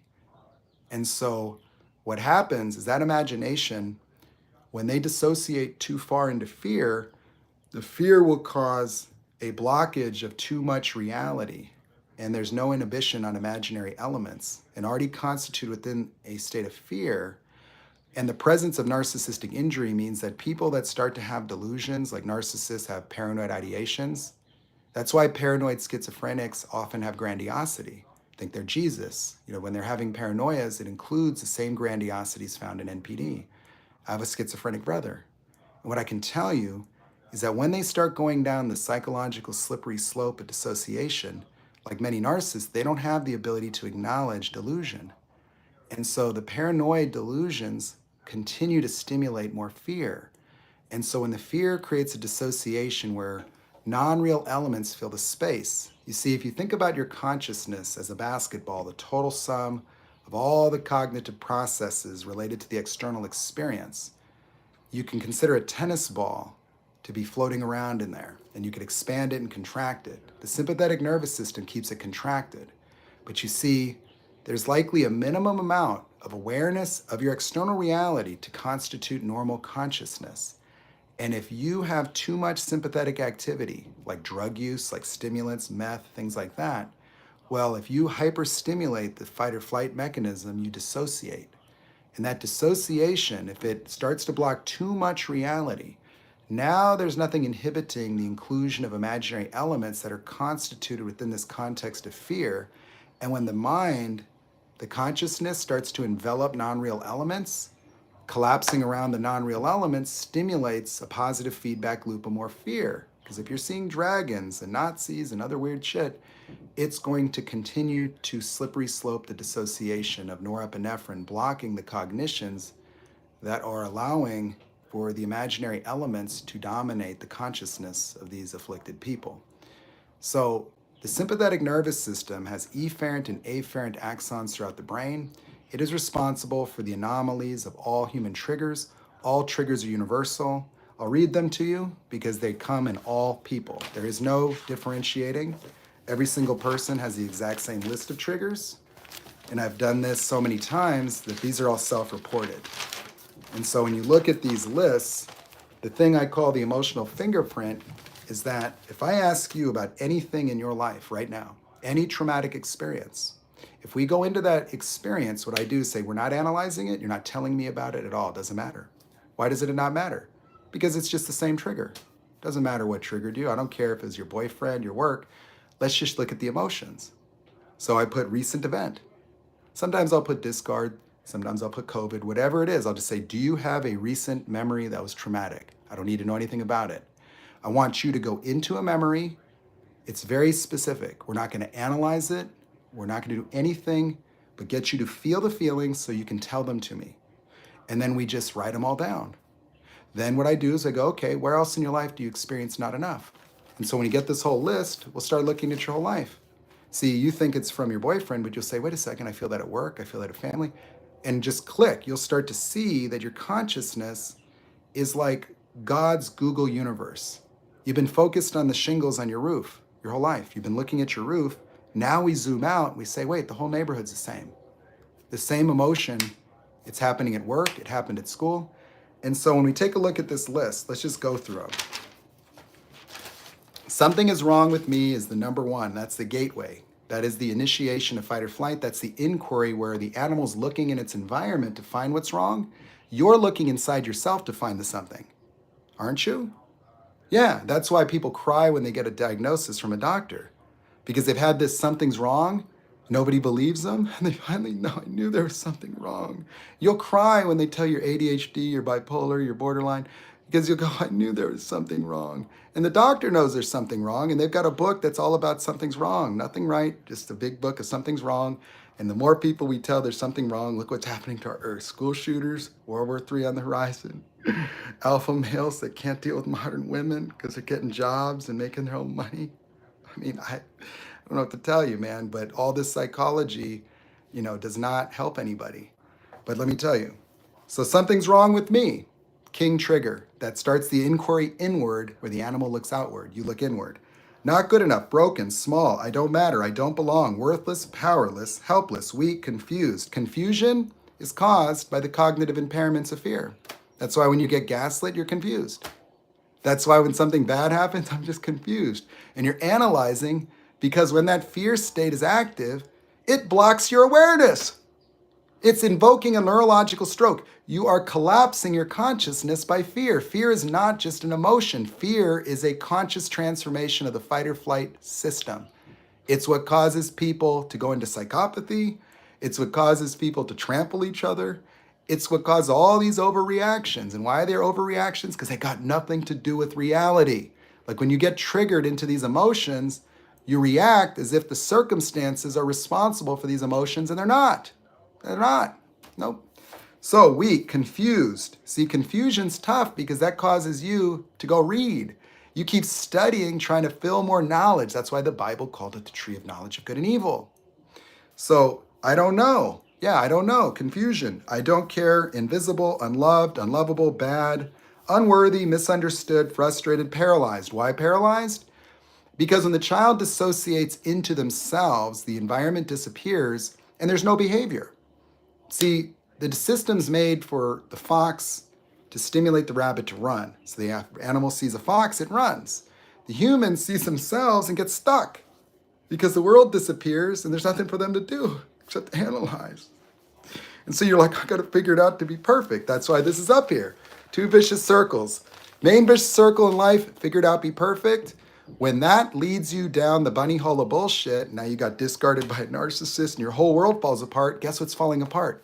The future you're living into, because you depend on that future coming true to make sense of this shit show of your suffering life.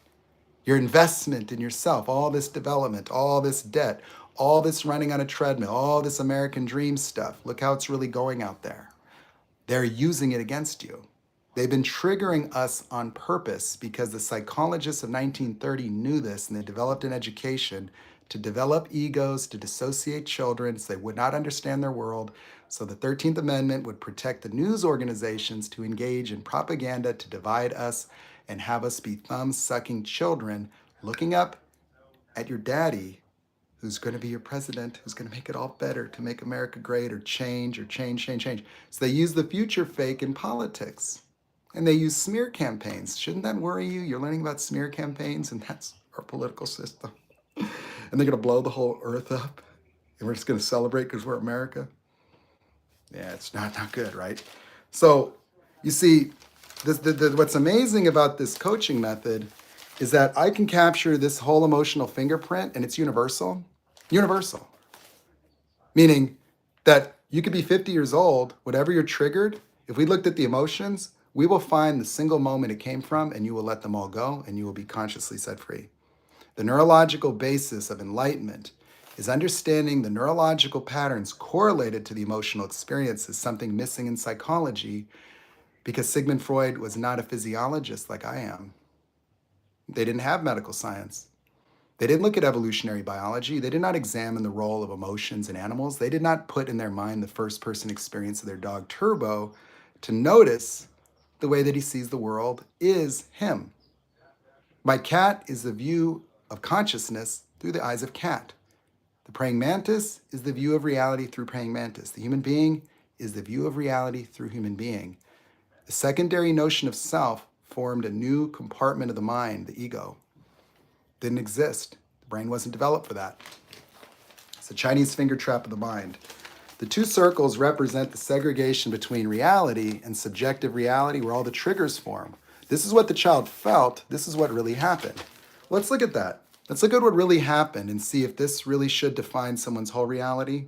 Okay, I'll read you some of these and you can tell me if this should make you feel devastated the rest of your life and if it's really worth it. Age 5, I'm sitting on the stairs. My dad and mom are in the kitchen. Dad yells at mom. Anything else happen? No. You see, what I have to do as the coach is segregate out reality and story. So if I asked you just what, oh God, I was there, my dad and my mom were fighting, they could have abandoned me, and then my daddy said, it's like, okay, okay, look, let's take the emotion out of it. I need reality, just reality, what actually happened. And so by separating this, we are now causing the consciousness, your consciousness, to identify for the first time in your life that these emotions had no origin. None. Doesn't matter what happened. All that happened was the yelling of the father triggered a fight or flight, a sense of emergency. The child observed themselves and fully dissociated in another room. She's sitting on the stairs. They're in the kitchen. They're going to go shopping on a Saturday. Dad yells at mom. It triggers an arbitrary fight or flight. It's just like you were cooking eggs and your smoke detector went off. How many times your smoke detector went off? And it wasn't a fire. How many times does a dog bark and it's not Richard Ramirez coming to kidnap you? See, the sympathetic nervous system is so sensitive because the animal has the ability to assess reality and turn it off. The human does not. Every time you have a reaction, you think it's real because the paradoxical malformation causes you to get stuck. You get stuck in sadness. They call it depression. Yeah, because sadness triggers something's wrong with me, which triggers sadness, which triggers something's wrong. And you keep trying to figure out what's wrong. It reduces your consciousness. It makes you stressed and anxious. You start failing and screwing up at life. You start missing things. You're not going here, not going there because you're trying to figure it out. And because you keep creating sadness, yeah, you have lower serotonin because you're not creating happiness. So you're just stuck in a cycle. That's rumination. How many of you have been stuck in your head trying to figure out how to get out? That's trying to pull yourself out of a Chinese finger trap. You're trying to think to turn off thinking. Like the thinking is the issue. But you see, you're trying to think your way out of thinking. And so it's like a, snake trying to eat its tail. Like you can't escape the hell of thinking by thinking. You see, because figure it out is what the child decided. I always ask, well, what did you decide you had to be? Every single person figured out to be perfect. What is the one thing you've never been able to be in your life? Perfect. So you couldn't, right? So you can never be good enough. Nope. So you've never actually achieved good enough. And that's why it just keeps going, keeps going. Get a promotion, pops champagne on a Friday. Monday you show up and you get bitch slapped by reality. The competition's higher, the paperwork's thicker, the responsibilities are more. And then you start the cycle all over again because now you've got to do it again and again and again and again. And psychology says, oh, you've got needs. No, you don't. Your ego has needs because your ego can't turn this bitch off. You're never getting to good enough because you're not perfect yet. Since you're not perfect yet, you've always got these little skeletons, these things you hope they don't notice. Because you had to be perfect as a child, so you're convinced you need to be perfect as an adult. And so you create a future, an idealized future to borrow the happiness for now. See, because you're stuck in this cycle, if you looked at yourself today, you're not perfect today, are you? No, because you're not perfect today, then you can't be good enough today, but you sure can in the future. And so the future, you're healed, you paid all your bills, you're loved, you're lovable. You are gonna picture some future where you're on a yacht, your mom and dad are celebrating, you've got your Rudolph the Red-Nosed Reindeer sweater on, and you're drinking out of a mug, and everybody's drinking some really expensive fucking Costco eggnog, okay? And everyone's clapping because Melissa's finally successful. There's our little baby. She finally did it at 61 years old. Super, she's a millionaire, and she found love. And she's not going to get abandoned this time. We're so proud of her. The little Mercedes, finally, she's good enough. Everybody validate her forever. So you're literally trying to build a life like a hamster where you're trying to take all the not good enoughs and transform them into good enoughs. Your whole life, the entire context of your reality is one big, am I good enough? Going into the future. One big fight or flight reaction. That you're just trying to cross some invisible, finish line, chasing the same carrot you've been chasing since you were 5. That's the world of ego. That's the Tower of Babel. That's the subjective world that you can't escape. That's why getting to the kingdom of God was getting a camel through the eye of the needle for the rich. It's not that rich is immoral. It's that the Kanye West is attached to the material world to extract their identity. So Jesus went and said, hey, man, listen, man, I'm perfectly at peace. My consciousness is so expansive. My brain just does all this miracle shit. I'm just a genius, And so he said, I don't give a shit, man. I'm balling. My wife's Kim K. Have you seen that ass? And so he would think that he's made it, but he's not happy because he doesn't know what love is, because he can't trust anybody. Because if everybody comes for you for your money and your success, imagine all the yes people around you. Imagine how many times you're paying for that VIP bottle service. And what happens if you lost it all? You automatically know. If you lose your source of validation and money, nobody gives a shit about you in hell. So hell is that inescapable paradigm of more, more, more, more, more.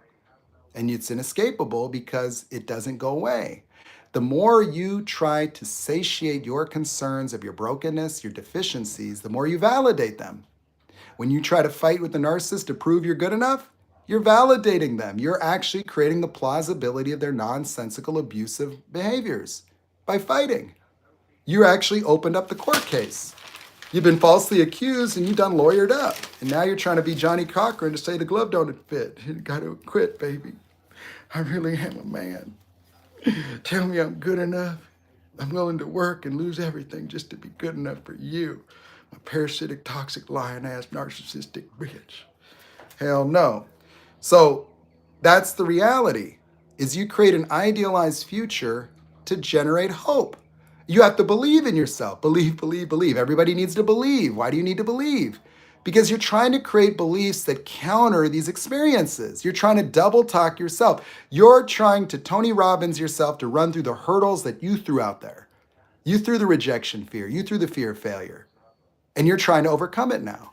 And you don't see that because you just see the person and they're uncollapsed. You see, that's why we do this work, is when we pull objective reality from subjective meaning, your consciousness does it.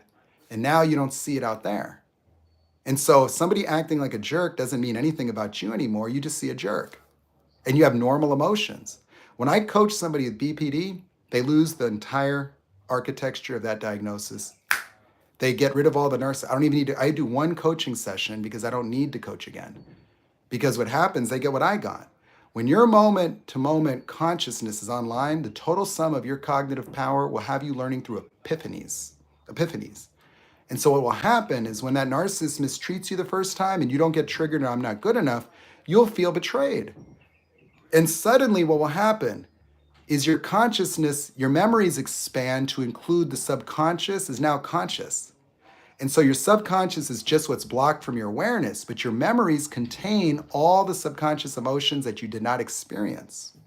Borderline accumulates a lot of those. And so rather than splitting, she felt, oh my gosh, you've been doing this the whole 7-year relationship. The relationship's over, like that, boom. He's like, yeah, you just overreacted. No, I'm not. No. You've been gaslighting me this whole time. I just saw it. No, you're done. He pulled out his phone, tried to start showing pictures of other women. Now get out of here. And he just became a nothingness. She took all the power. I've coached people. I don't even need to tell them what to do with narcissists because what happens is if you're a people pleaser, you have access to so much consciousness that if you become present in the company of a narcissist and they can't trigger you, they lose all their power. They destabilize and become terrified of you because you no longer fit the cause and effect reality they're used to. If you don't react to them, they start to build fear of you. They can't get control. Their anxiety will surface. They may start crying. They will not know how to react to you. That's what happens. If you get present with a narcissist and their manipulative behaviors don't work anymore, they will lose it. They will rapid cycle because what you'll find when you are present is you'll have empathy for the first time. You see, empathy is not available for people pleasers or narcissists. The difference is, you see, when a people pleaser generates what they think is empathy, it's putting themselves in someone else's shoes. See, why it's wrong with that is that you're not that person. The narcissist doesn't have your emotions. And so when you look at their behaviors, you project yourself and you mirror yourself. Psychology says that the narcissist mirrors you. No, you mirror you because you think of them based on the way you see reality. And so you see their behaviors and you empathize and sympathize with emotions that aren't actually there and that have nothing to do with reality anyway. Nothing to do with reality. Like their behaviors have no grounding in reality because their behaviors are arbitrarily designed to induce reactions. And so if they're acting disappointed, it's not because you did something disappointing. If they're acting like you're not good enough, it's not because you're not good enough. It's because it works to keep you in the relationship. It works to subordinate you. It works to control you. It works to get your resources. It works to enable them to reduce your total awareness. And you'll be spinning out in a state of confusion. Well, they're cheating on you. They don't care. They don't have any of the emotions that you think they do. By the time they start devaluing you, they already hold you fully accountable for their own disappointment, their own failure. That they idealized you, but you were going to have to remain totally perfect in order for their fantasy to come true.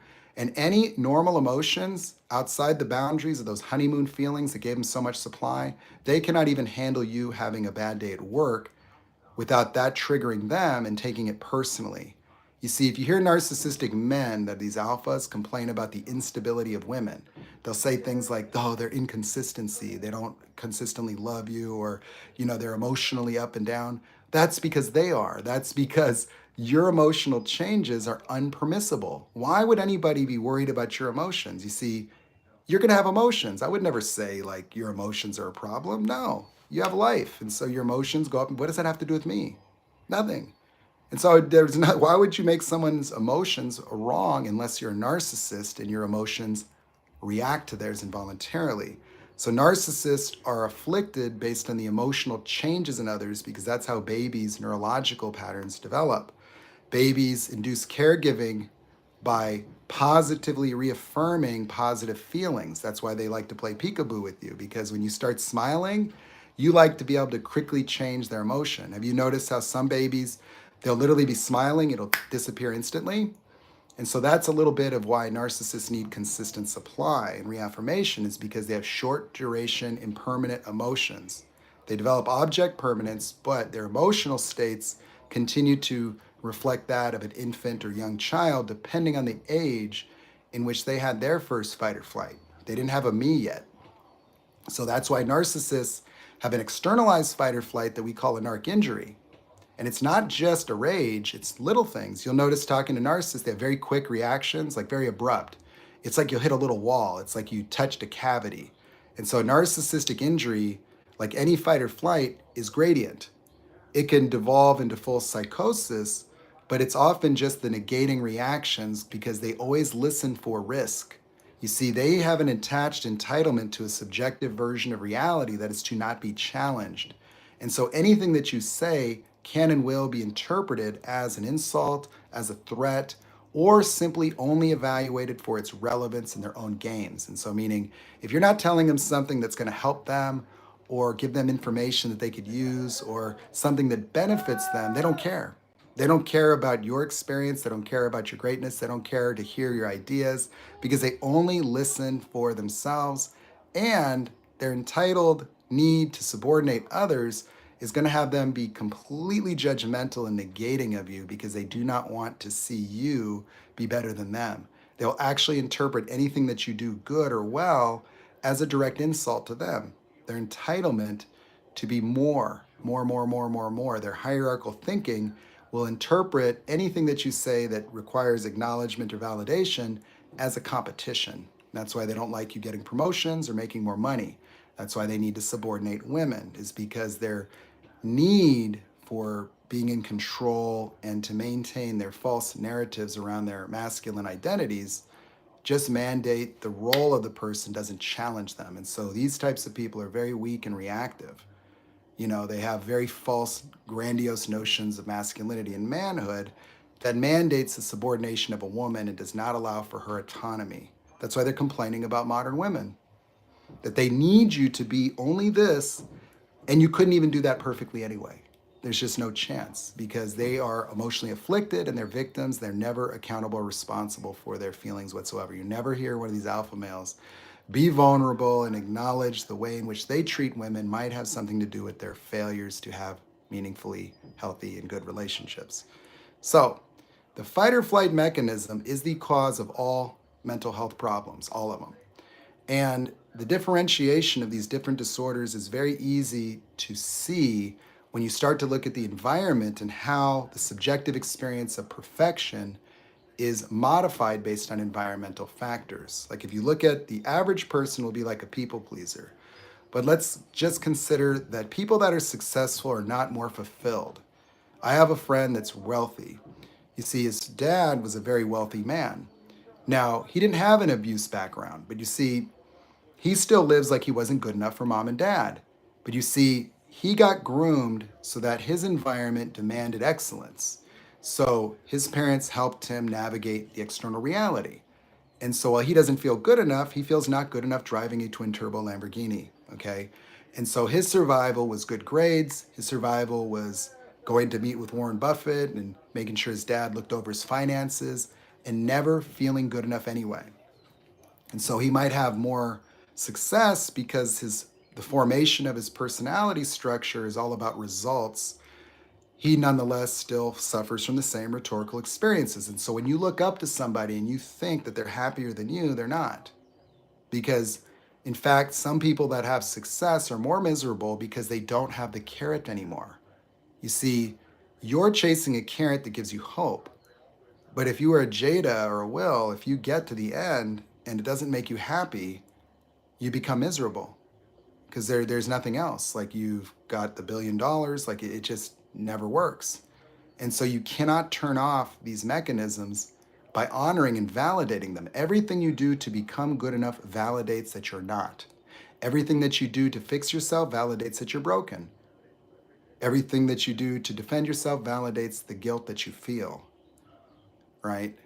It's like where there's smoke, there's fire. And so you keep creating and dragging with you these experiences by imagining they come from circumstance when they do not.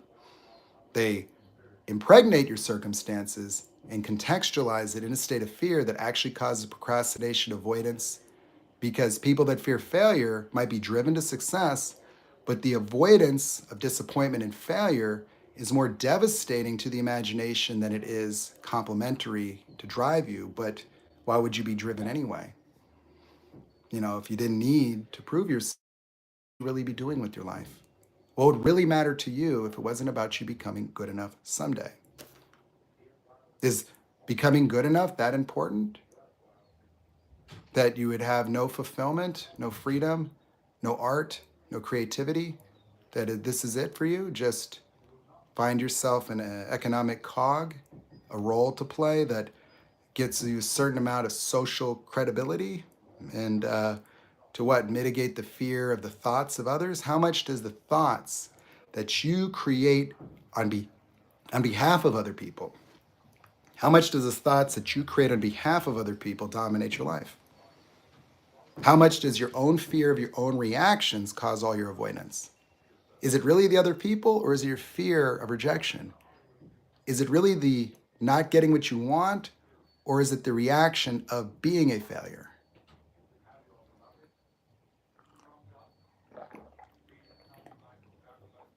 So, the architecture of the subjective world of ego is a pervasive need to figure it out, to try to be perfect.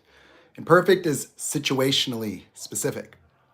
Perfect for a narcissistic dad and mom is different than, a healthy dad and mom. And so it develops different dynamics where being perfect for somebody that has a covert narcissistic mom or dad turns them into a people pleaser, where they learned how to be responsible for the mom and dad, and they had to be sensitive to those emotional states because they're helpless children. And so they can't really fix or change mom and dad, and so they can fix and change themselves to cater to mom and dad.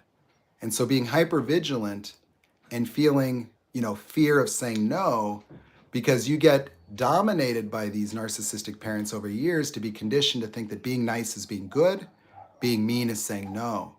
And so you now have a tremendous fear of saying no. That if a homeless man asks you for money, you enter into fight or flight right away. Where the fear of disappointing them, the fear of conflict, the guilt that literally comes along will have you analyzing this whole situation, looking for a way out. And you only make decisions in the path of least emotional resistance. This makes people pleaser the least reliable people. People pleasers, they only avoid saying no, and they try to create this notion of altruistic being a good person, but it's not true. They idealize themselves to avoid confronting the stuckness, the helplessness, the despair, the slavery, and ultimately the martyrdom, because being a people pleaser is to live a life of chasing validation, never getting acknowledgement, by being afraid of acknowledgement and avoiding it because you don't want to be accountable to be great, because you rather prove yourself because you're not perfect yet. So you're never really compatible with what you want now. So you create a fantasy future so that you give yourself the opportunity to become good enough someday. And so you have to align yourself with the someday relationships, which would be one that devalues you and doesn't fully value you, which keeps you glued in the relationship as you try to avoid abandonment by being triggered into the experience of not good enough. And that becomes the glue of your attachment. And so your own perception of your own value to other people is the primary mechanism through which you relate to all others. And it always leads to feeling used because you don't understand the lack of reciprocation, because you deny the reciprocation by saying, no, I enjoy paying for the pizza. I do this because I'm nice and kind. But you do that 5 weeks in a row, people stop thanking you for it. So you stop getting the validation because you've done sold everybody on you just being this way naturally, but you're not. You're doing it to belong. You're doing it to avoid being identified as being worthless. A people pleaser is somebody that will have a guilt attack if somebody loses their wallet at a party. The people pleaser will want to absolve themselves of guilt by appointing themselves as a lead detective. They'll be like, they'll do rabbit ears. They'll be like, look, I don't have it. I don't have your wallet. Let's help Melissa find her keys. And so you'll be diving in the couches. You'll be looking around because you'll be so anxious because you're so used to being punished for things that are not your responsibility that you are a walking guilt trip. Because the guilt is so automatic for you, you live your life trying to get rid of the guilt by all means necessary. And so you become flexible to the point where you will bend to the subjective realities of narcissists. That is how you developed. So that's why you walk around confused. And so you analyze and you go, I don't understand what's going on. So you go to talk to the narcissist to get their opinion about it so that you can maintain the idealization. You see, by making yourself wrong, you get to preserve your yellow brick road to your fantasy soulmate future by overlooking the reality of your current moment situation by entering into confusion to dissociate yourself intentionally. You don't want to jump to conclusions because the conclusions that you would jump to is that is not your soulmate and you need to get out of that toxic abuse cycle. You don't want that. No, no, no. You want your fantasy. And so what you'll do is say, no, no, I'm not good enough. Oh, you got cheated on? You want to know, why did you do it? I want to understand so that you could fix yourself. Yeah. And so you're so afraid of abandonment and being alone that you're not willing to deal with reality. And so you conveniently enter into confusion when reality does not align with your fantasy. When it does align, oh, no, no, there's no confusion. Oh, you're not confused when you're being love bombed.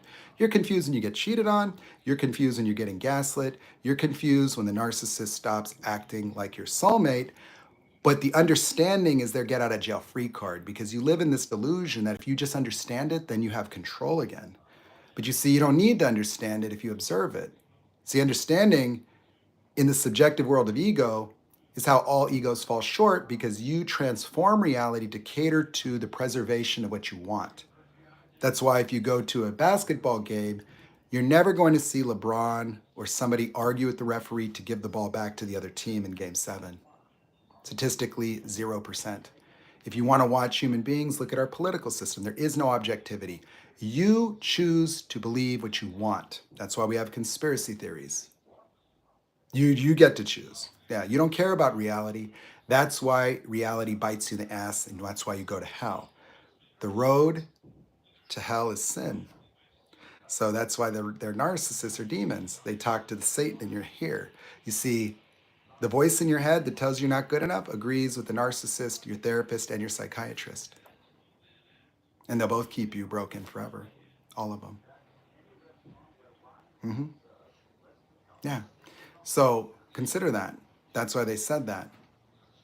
That if you're going to fall short by presuming control over reality, that you don't like reality, so you reject it and start analyzing. You don't want to see that. Oh, I don't want to know that's true. So you want to analyze it so they can give you a story, excuse, whatever it is, so that you can reinstitute the fantasy. So you'd rather avoid abandonment until you get discarded 5 years and waste your life by pretending you're not good enough in order to seek the validation so that you can make the fear of abandonment go away. So your avoidance of abandonment caused your abandonment. Oh, your fear of failure caused your failure. Your fear of rejection caused your rejection. If I didn't have fear of rejection, I never get rejected. Why? Because I don't attach to an outcome. So you couldn't reject me. How would you reject just a gentleman saying hello, being interested in you?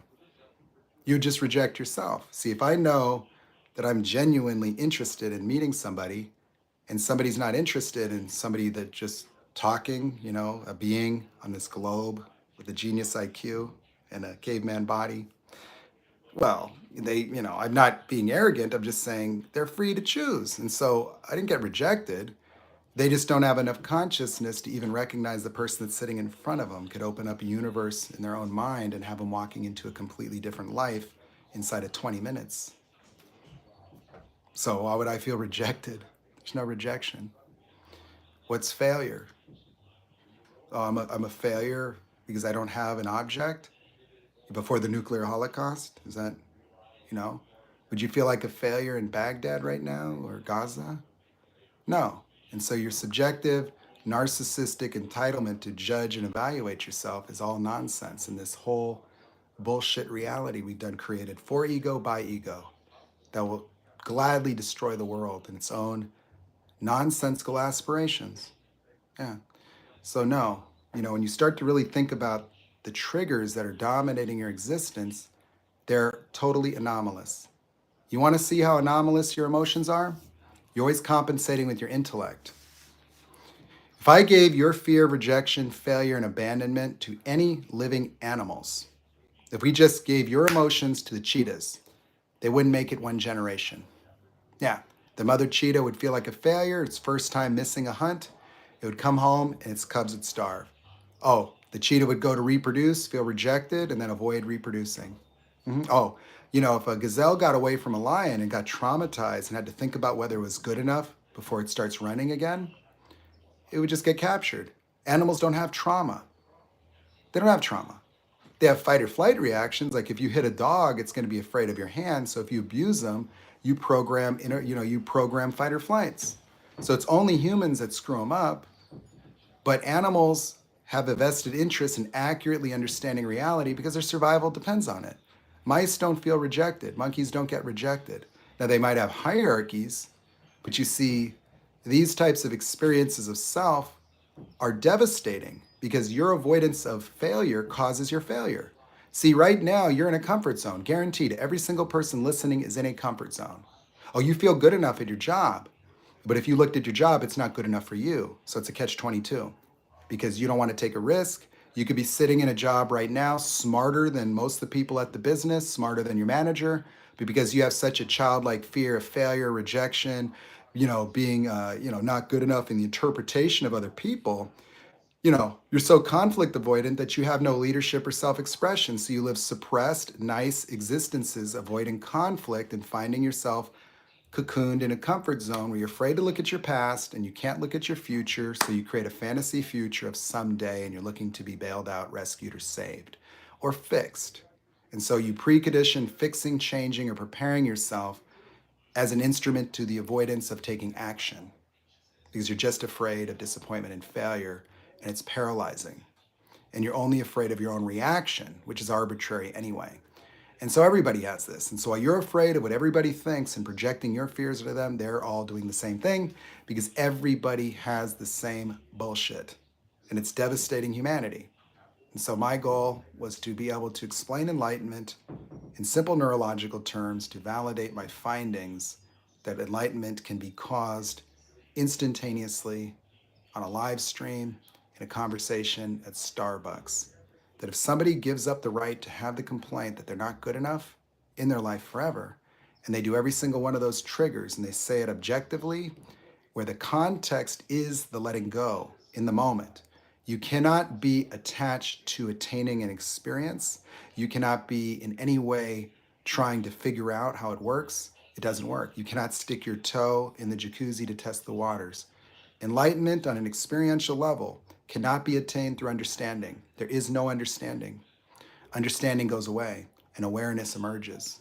A reality emerges where you do not need to think audibly in order to understand because the understanding forms through observing in the moment. Empathy happens and it feels supernatural because you will experience the experience of others in such vivid clarity that they will be forgiven.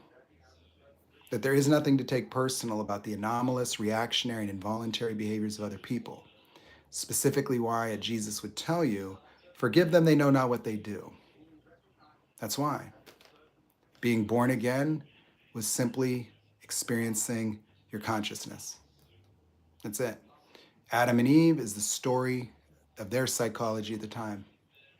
The tree of life is the infinite domain of the limitless, unadulterated human consciousness and imagination that we all have.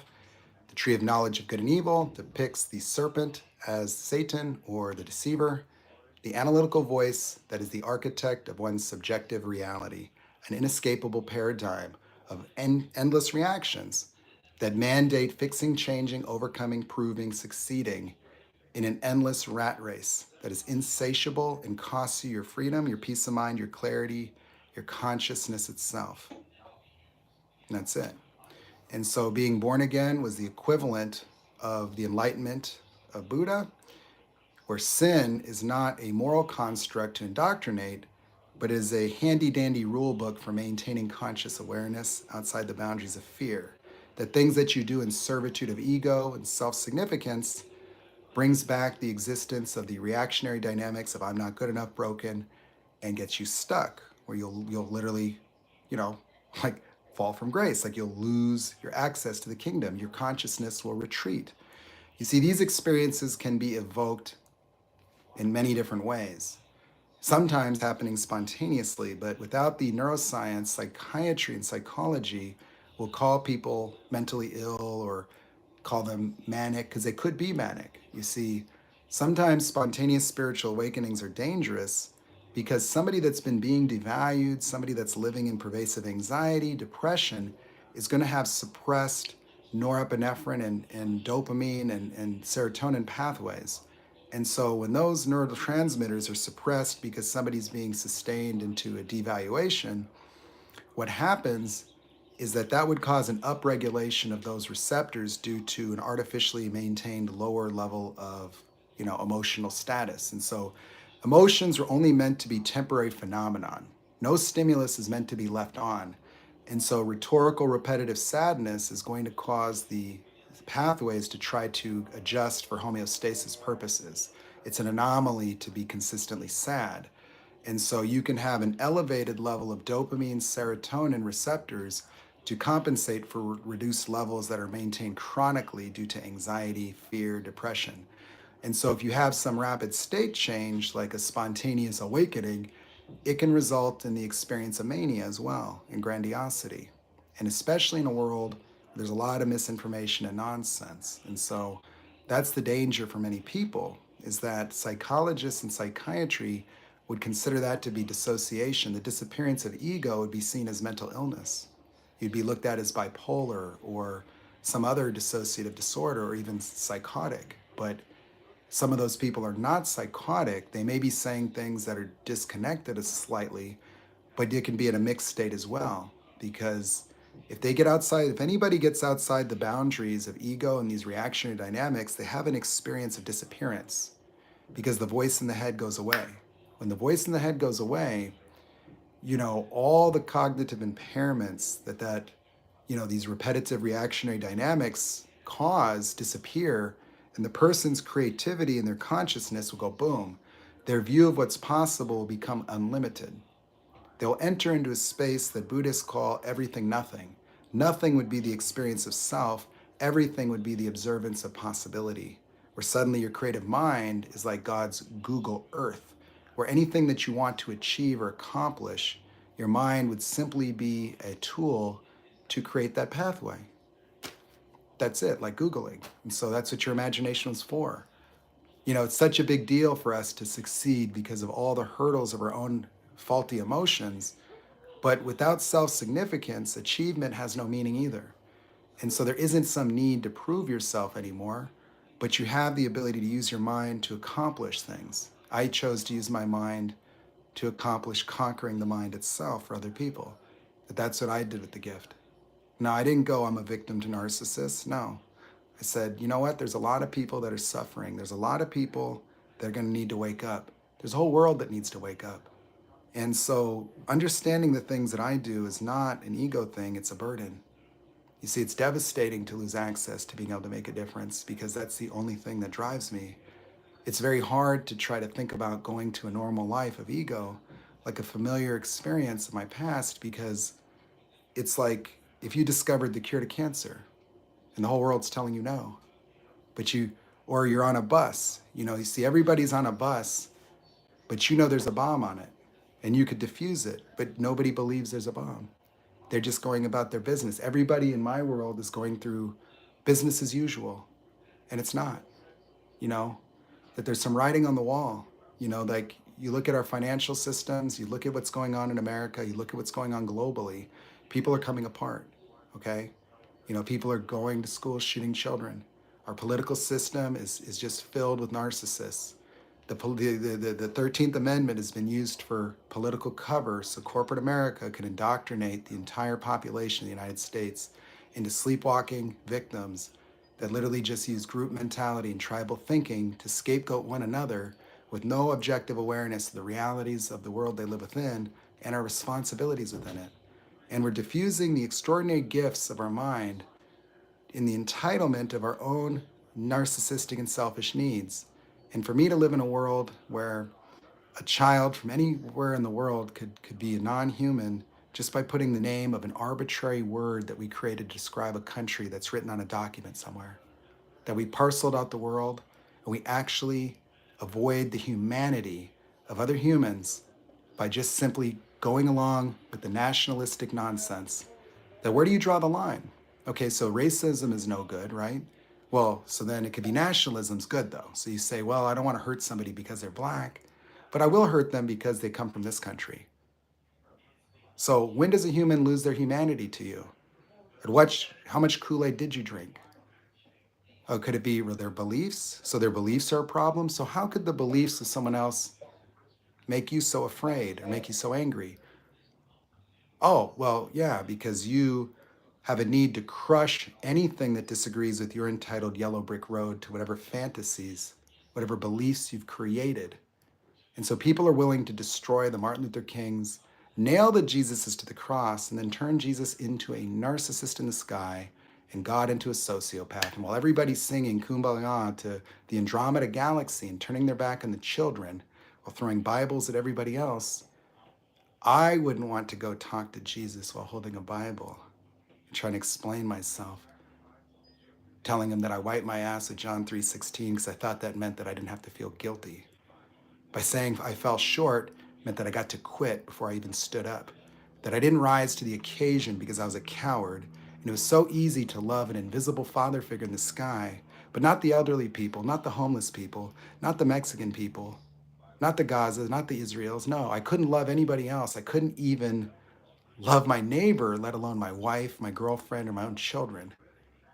So as you pursue your selfish needs to try to overcome, fix, and change yourself, well, aircraft carriers move around, well, they keep fleecing the government to fund this nonsense, and you just watch the absurdity of the greatest display of consciousness being trashed and thrown away. The human mind is the greatest gift, and for people that find the truth about what's within theirs, they try to share it with people and they get shit on in this world. Get smeared, get trolled, get told you're an abuser. You get stolen from, you get robbed. And why? Because you saw yourself in others, you saw the good in them. You believed in people, that you took gambles, you loved them. You bring them into your world and you want to make a difference. And your whole life is about making a difference. You don't come up with these kind of conclusions. You don't develop yourself to the extent that I did. You don't get up out of the wreckage like I have and then show up and show up and show up because you want validation.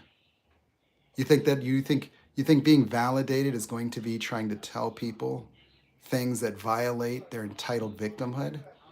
You think being a victim blamer, being somebody that disagrees with the whole subjective worlds of both enlightenment, both psychology, to have that unfortunate burden, to be looking at a note paper and realize a month ago I cracked the code on the human mind and have the weight of the world fall on you, and trying to tell people and they don't want to listen because they're too afraid, because they're too small-minded, because they're too subjective, because all they can do is analyze, they have no psychological freedom, and because they don't have enough intelligence or consciousness, all they could do is qualify or disqualify people without even having the ability to imagine having the ability.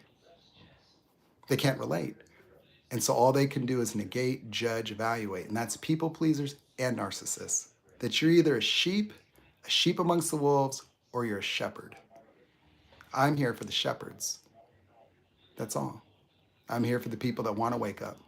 I'm here for the people that want to see how far the bunny hole goes and then find themselves. Because once you do find yourself, you're complete. You're whole. Game over. That the rest of your life is just going to be a game of making a difference. That once you encounter the extraordinary gift of consciousness and everything that was bestowed upon you, you see the perfection of everything that had to be in order to make life even possible. And so the blasphemy is going through life as a victim. It says, forgive your mother and father, honor them, not because it's moral, because it's a sign of enlightenment. Because if you couldn't do that, then you're not enlightened. If you can't be forgiven and forgiving of everyone, if you cannot see the gift that you are, then you're just another iceberg floating on a sea of darkness, complaining because another iceberg's a millimeter taller, failing to see the total sum of what's right in front of you, yourself. And being on this beautiful blue planet, turning it into hell on earth for no reason, it's absurd. It's blasphemy. It's blasphemous to go around as a broken, not good enough person, avoiding the responsibility of the gifts that you were given, trying to pretend that there's people that are more or less than you as you try to peg yourself on some comfort zone hierarchy and stabilize yourself socially just to avoid your own emotions that have nothing to do with reality anyway. And so letting go of being broken and not good enough provides cognitive and conscious freedom. That's what it does. It transforms your mind into a giant computer of reality simulations that happen independent of you, and you just observe them with no attachment to it. Now, you stand for what you see, but the process of learning is infinite and expansive. And you learn through epiphanies, where epiphanies can reconcile terabytes of data. So you're over here analyzing yourself. Some of you are still ruminating. You've heard of narcissists a decade ago, and I've known about it for 1 year. And this is what I'm doing with it, because we have a little different orientation. I'm about making a difference, and I dedicated this development to myself into nothing short of that, because I had to come to the realization that I had no chance in this world, that this is no longer a world where there would be any fulfillment for me in money or accolades or success. You think that I'm going to want to be on a yacht to look at my phone and just see that the bombs went off and I didn't do anything about it? You think I would be okay knowing that I could talk to someone in 20 minutes and have them exit borderline personality, and not a single psychologist in the entire history of psychology has done that? You think that feels good? No, you wouldn't want the burden of that. Because if you did want that smoke, then you would have already been on my developmental path. That you didn't dedicate yourself to developing yourself to make a difference for people, unless it was for validation or security, because I'll tell you about the people pleasers in my life. The people pleasers are the betrayers. The reason being is because the people pleasers, without the fear of guilt, without the potential to be validated for helping a victim, if somebody objective like me says, hey, I need help, without the guilt trip, without the inclination to be the hero, the people pleaser says no. I'm the one person that people pleasers will always say no to, because they don't have power with narcissists, because they get guilt tripped and gaslit. And so if you don't guilt trip and gaslit and you just ask for help, that's the first time they get to experience power, because they don't want to do it. People pleasers don't say yes because they want to. They say yes because it's easier. Yeah, they say yes because saying no creates conflict. And so if there's no conflict, I'm the one reliable person in everyone's life that isn't going anywhere. And so they don't need to worry about me. And when push comes to shove, everybody sides with the narcissist. Yeah, that's where all the moderators went. Because people don't see reality as love. You see, people see love as a neurotransmitter, a fix. People think that love is the euphoria they feel. No, love is only necessary. Love is truth. Love is life. Love is the essence of existence, but it has rules. And reality doesn't care for your opinion. That you can make up whatever you want. You can choose to believe things. But the more your beliefs are subjective, entitled, and defy reality, is the loss of power that having an affinity for and an inclination towards reality. Like, you want to know it's real because that's how you navigate. And as you defy reality by presuming to understand it, to sever yourself from the observance of it in preservation of whatever it is you want it to be, that is why your reality falls apart. That is why you feel betrayed. That is why you feel forsaken. That is why you don't feel God, is because you are defining your reality rather than observing the reality that's already defined independent of you. That reality exists independent of all of us. There's one reality. With all these molecules and atoms, they're all located where they are. There's not 8 billion realities. There's one. And it's good. And developing a relationship to that reality should be the top priority of your life. Not what you want, just dealing with what is. Because if humanity can't deal with what is, there is no future. Like if we can't just acknowledge the reality of reality, then how are we supposed to make it work? When the context of leadership has nothing to do with what's good for humankind, then how is what's good for humankind supposed to be managed when the context has nothing to do with it? As a side effect, do you think a side effect is a world that we can breathe? Is a side effect peace? No. It's got to be the context of our participation in leadership has to unanimously start to become what is objectively good for human beings. That's it. Yeah. Huh. Yeah. Uh-huh. Yeah, let me just put it like this. Blowing people up, bad. Dirty air, not good. That's it. If you want to know what's good, if it's good for life, it's good. If it's not good for life, it's not. The rest is bullshit. Yeah. If you're incapable of visualizing a world that works for everybody, then you're not a leader. Yeah. Yeah. If you can't create a business that is that can avoid destroying the environment to make money, then you're not smart enough. Yeah, you got to go back to school. Yeah, so it's good to learn chemistry, but you better learn how to reverse some of those chemical processes. Oh, if you can't profit and do that, then you're not smart enough. Sorry. Yeah, no, because we can't destroy Earth in order for 80-year-old people to get a new yacht. It just doesn't work. You see, it just doesn't work. Like, what works is the only thing that matters. Reality is what works.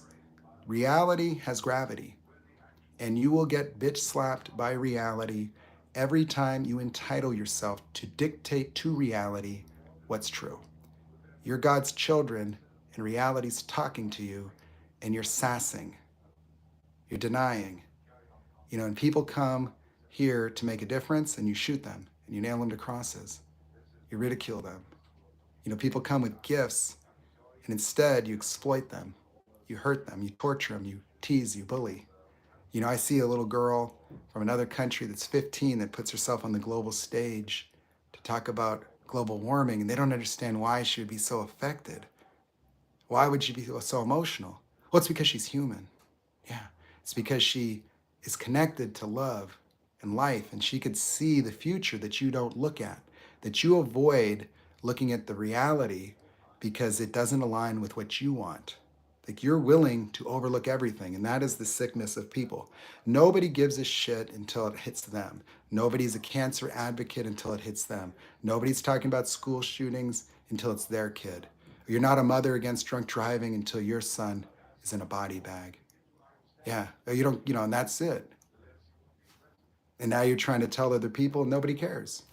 People only are interested in things that align with their victimhood, fixing, changing themselves, achieving, acquiring what they want, feeling better about themselves, saturating neurotransmitters. And so truth is not something that people are dying for, and it's the only thing that gives them power, and a lot of power, so much power that, people have to try to destroy you when you find it, that people can't understand it. People will not understand how, I could tell you, yes, I would say that I have the most accurate understanding of childhood development that has ever been created by any human being in the existence of humanity. And using that within the architecture of it, I could dismantle the subjective reality of any human being in one conversation and set them free as if they were sitting with Buddha in a cave. And it wouldn't take 30 years, it could take me 20 minutes. I'll pull it apart bar by bar. And so until you can go to the depths of your own subconscious and literally see the formation of idealizations dangling in your future and the web of consciousness that forms the decision-making apparatus that they call cognitive dissonance, until you are willing to look that deep within yourself and to come out of total darkness with something to tell other people, you're not going to have a lot of ability to relate to somebody that would do that. In a world that would destroy me as many times, and I'll still be alone. I still won't have a friend. That's what I get to deal with, but I'll still come back. Hold on. Yeah, I'm on the live stream. I'm gonna go for a walk Okay. in about 10 Okay. minutes. I'll get your book. Thanks.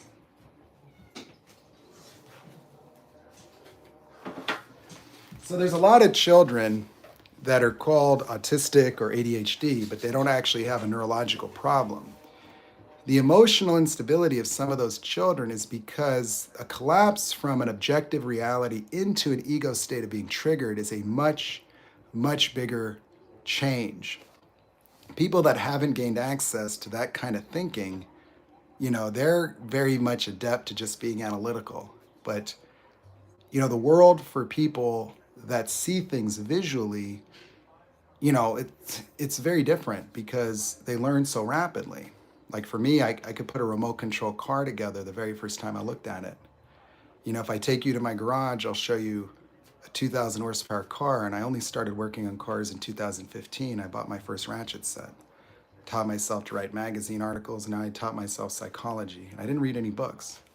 I stopped looking at psychology because it was useless. After about April of last year, I could see that it was useless. It had no power. Transformation had power. I've seen people transform like that. And in psychology, I see people get stigmatized and talk to therapists for years, and therapists have no more self-awareness than the people they're trying to teach because knowledge is not useful in the domain of the mind because your behaviors have nothing to do with a lack of knowledge. A fly does not have your behavioral problems and it doesn't have your knowledge. The more knowledge you get, the longer your ruminations are. See, as a kid, you just say, Mommy, I feel not good enough. Now, after all the books you've read and all your therapy bullshit, you'll be talking about this and that, and you become an analytical rumination victim expert. Like you could literally write a memoir about all your problems and have not a single molecule of power to transform any single one of them. And so a psychologist can help you label make all of your stuff. And what do you end up with? Okay, well, you take your narcissistic ex, and instead of calling him Derek, you say my narcissist. Instead of saying I'm confused, you say you have cognitive dissonance. Instead of saying you still have feelings, you call it a trauma bond. And it gives you no power. And so you'll be a year later asking about the new supply when somebody with that level of knowledge should already know better. And why are you still talking about somebody with the number one mental illness, like a completely dissociative, abusive psychopath, and you're still fixated on that person? Well, that shows a total lack of self-awareness that your emotions have nothing to do with reality. You feel abandoned by America's Most Wanted, somebody that shares the architecture of a serial killer or a child predator, and they abandoned you? I mean, can you imagine me calling to report an abandonment because I jumped out of a van, driven away by a psychopath, and just said the psychopath abandoned me. Didn't even say he loved me. He didn't even turn around. You're locking your door at night with the most dangerous person you know, feeling safe because you have a warm body there. You don't care that it's Dracula. And so satiating your own nonsensical child emotions puts you in front of your own children in many cases, because you'll tell yourself, I'm doing this for the kids. So you're letting yourself get abused and you're getting your kids all triggered and traumatized, and you're gonna pretend you're doing it for them. No, you're doing it for yourself. You put yourself in front of the kids. And if you couldn't find all the love in the world from your children and you needed a psychopath, well, just consider that's not playing with the full deck. If your soulmate is, has the architecture of a serial killer, well, you might want to let go of the idea that you're broken. Anyway.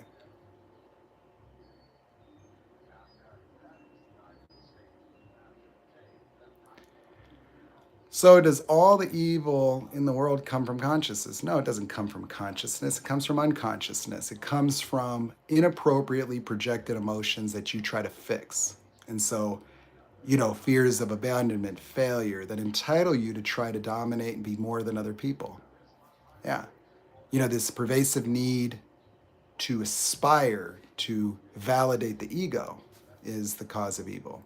Consciousness has no attachment, just observes what's going on, so it doesn't entitle itself, it doesn't have needs. See, when you're conscious and present, you're absent needs. You don't have any emotional needs. They don't exist. There's nothing to validate because there's no not good enough to make go away. And since you're not trying to fix anything, you don't experience being alone or abandoned, then you don't have any motive to go out there and sabotage your life. And so if you don't have malformed emotions that are inappropriately, dominating your experience of the external reality, then there is nothing for you to fight over. And then you are present with empathy, and so you don't experience confusion. You don't misinterpret anything people say. You have profound powers of empathy that even transcend the experience of others, where you're more aware of their experience suddenly than they are. That if you experience consciousness, you would be the most self-aware person by orders of magnitude, so substantial that you'd feel like an alien amongst your peers. That you would just see what I see. You'd just see patterns that people would occur to you as a Ray Bradbury nightmare, a robotic biological being that repeats a broken record of emotions that improperly identifies problems in their environment that, like a robot, they just keep trying to fix. And so it's like human beings become meaning-making machines.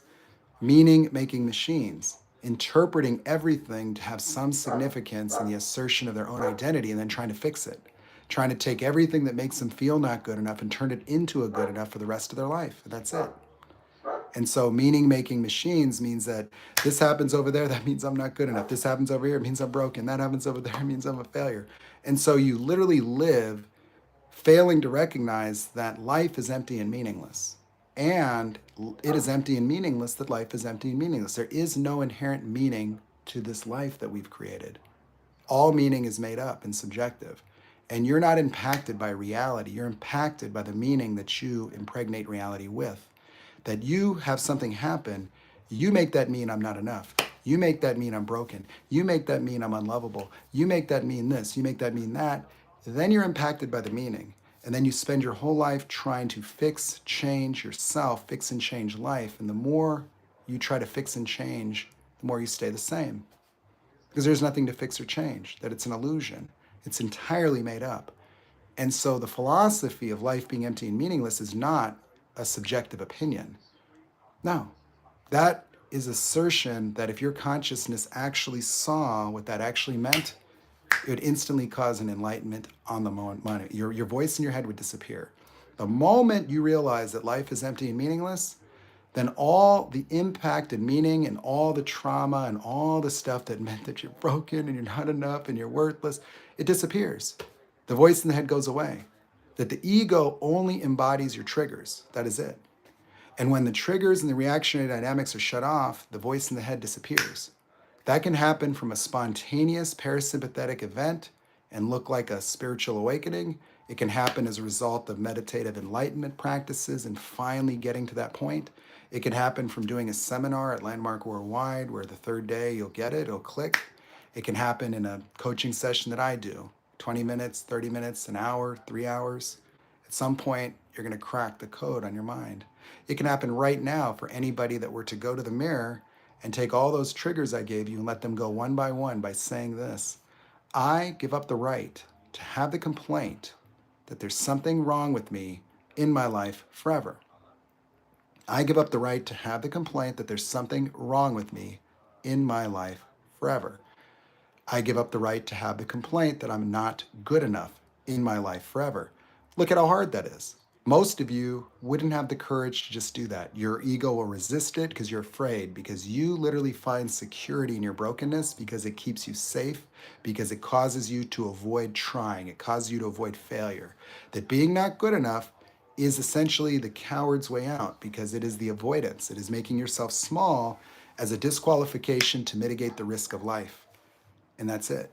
And so you won't want to let it go. No. I'm not sure. I'm not deserving. And so, see, confidence in the world of ego is evidence-based. Yeah, that's the irony. Is that in order to feel like you could do it, you need the evidence that you already did it, but you didn't do it yet. So how are you going to Mickey Mouse baby step your way to being able to feel like you could just go and talk to somebody about the job you want, talk to the girl that you want to talk to? And so you're just going to sell out because a childish reaction, a fear of you don't want to feel abandoned again. Abandoned as an adult? Abandoned? Huh? Okay, so running water, Netflix, cell phone, car, gas. You were abandoned, huh? Oh, an emotional abandonment. Psychology is so incompetent, they call it an emotional abandonment because they don't even know where it comes from. No. Yeah, an emotional abandonment. Gosh, you got an emotional abandonment. So, not even a real abandonment. See, so I give up the right to have the complaint that I'm not good enough in my life forever. That's not to fix yourself. You see, your ego is going to try to take that and turn it into a try, an effort. You might even feel resigned. You might even doubt it. That's your ego. Yeah, all the thinking and all the nonsense, that has to go to the side. It has to be something your consciousness notices. That you need to actually catch the voice in your head while that little snake is talking. And he might even say to you, well, what little voice? That one. That the talking in your head is not thinking, it's the antithesis of thinking. Thinking happens in a visual expanse of awareness that has objectivity to it. That's not thinking. You think that your brain was designed to talk in a linear manner with the cognitive skills of a talking, flopping mouth? This supercomputer of a brain that can literally invent electrons as a way to explain matter? Huh? You think E equals mc squared happened because Einstein talked to himself? No. No, I'm sorry. That's not what thinking is. That's called indoctrination. Yeah, having people walk around regurgitating factoids and ideas on multiple choice quizzes, thinking that that is a sign of intelligence, if they can parrot, paraphrase, plagiarize the ideas of past people at a higher percentage than someone else, and then give them a shiny little certificate, a PhD, and say they're an expert. That's not the same as being somebody that has gained access to the level of creativity that would enable the genesis and formation of ideas from nothing in a way that would be unexplainable to people stuck in ego. They couldn't even relate to it. To be able to see it all, to be able to pull in animal psychology, all of these fields of study into one continuous experiential paradigm that you could walk through and literally create years of knowledge in instantaneous moments. When they say the human being relives their life, I've had that happen. I know that the near death experience is exactly what they describe because the brain works at the speed of electrons. That your memories and your experience of the three-dimensional world represents the limitation of the human physical form.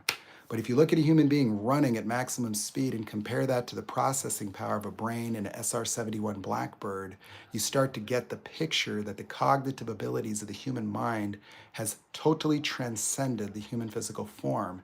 And so thinking that a voice that talks at the cadence of a flapping gum is not the processing speed of a brain that can create the entire field of calculus sitting in your apartment, or create the Pythagorean theorem, or invent a molecule called DNA as a way to explain the organizing principles of life to figure out that you're actually right about it later. And so when you think about the kind of thought process that would be involved in the genesis and formation of new experiential paradigms of knowledge from the nothingness of the expanse of one's imagination, what I can tell you is that the imagination is such a profound cognitive playground because it's a secondary universe, one that you observe that works in total servitude of you. As you look outside and you see the world, uninhibited by fear and prioritizing the collapse of your consciousness to envelop yourself in a pervasive need to fix, change, and overcome, when that turns off, the imagination that was part of the prison experiment of your ego, where your inner child sitting there at the IMAX theater of its past, reliving those moments over and over and over, trying to figure out what's wrong with itself, when your imagination is not used as a mind trap, it turns around and it becomes an experiential overlay to the three-dimensional architecture reality, where it becomes a tool of prediction. It can simulate using every memory and every factoid that you ever had. If you ask it a question, It'll spin an answer like a chat GPT, but in a three-dimensional universe and show you something that you could describe to people. It's like having the limitlessness of your dreaming mind under your total direction, but independent of your consciousness in a way, because you're observing it. And you're observing it at the same moment in which you exist. And you'll be answering questions. And initially, for many people, they won't know where the answers come from because they haven't slowed their mind down enough to see the formation of visual experiential paradigms that happen at the speed of electrons. So that's why I could relive 5 years in 3 seconds, because my consciousness can enable me to relive each memory in full 10-minute detail within a millisecond. Bloop. Because you're just talking about electrons. It's not a body moving around in my imagination. And so I could experience 10 minutes Inception style while being completely lucid. And often when I'm talking, that's all I'm doing, is I can form new paradigms of ideas just by communicating. And so I'll just see it. When people talk, I see. And so people stopped existing to me as characters or fixed rigid things, but rather the world that they live within. And that's my job. My job is to talk to them in a normal context, like conversation in their mind. But in my mind, I can see the entire architecture of the world from their vantage point. And so these words for you might look like emotions, but they look like prison bars to me. They look like the contextual phenomenon that is at the very foundational basis, the genesis of one's reality as they see it. And my job would be to walk them right out of it. And having the ability to do that, I tap dance and moonwalk through your subconscious effortlessly, just showing you how to do it. So I take my own experiential breakthroughs and then I made a method.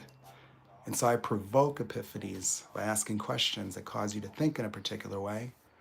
And then you wake up as a result. And then suddenly I'll ask you, how are you feeling? And you won't have a word for it because when you retreat into your mind, your ego's gone. Sometimes I have to kickstart the consciousness by saying, remember I told you it'd be peaceful, right? It is peaceful because you wouldn't have a word to describe the nothingness of total psychological silence. There's no word. Because whatever peaceful was to you might have been Sunday stressing out about Monday, trying to let that corona kick in.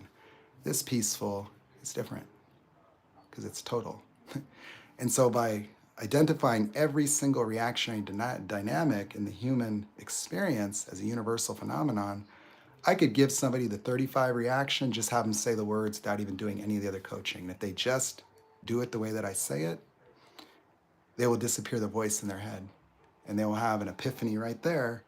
And then when they go back out in life, they'll have normal emotions that will transform their experience of all the circumstances around them without needing any guidance. They won't need it. Their awareness will be that high, and that's unprecedented in the whole world that I've ever been in with any transformational work, that I could have somebody that's like the most recent coaching people, because you see, I kept all of my notes from coaching from the very first person when I was just talking about rumination. And every single session, I learned something new. I was having epiphanies while walking with people. Okay, I'll be down in a second.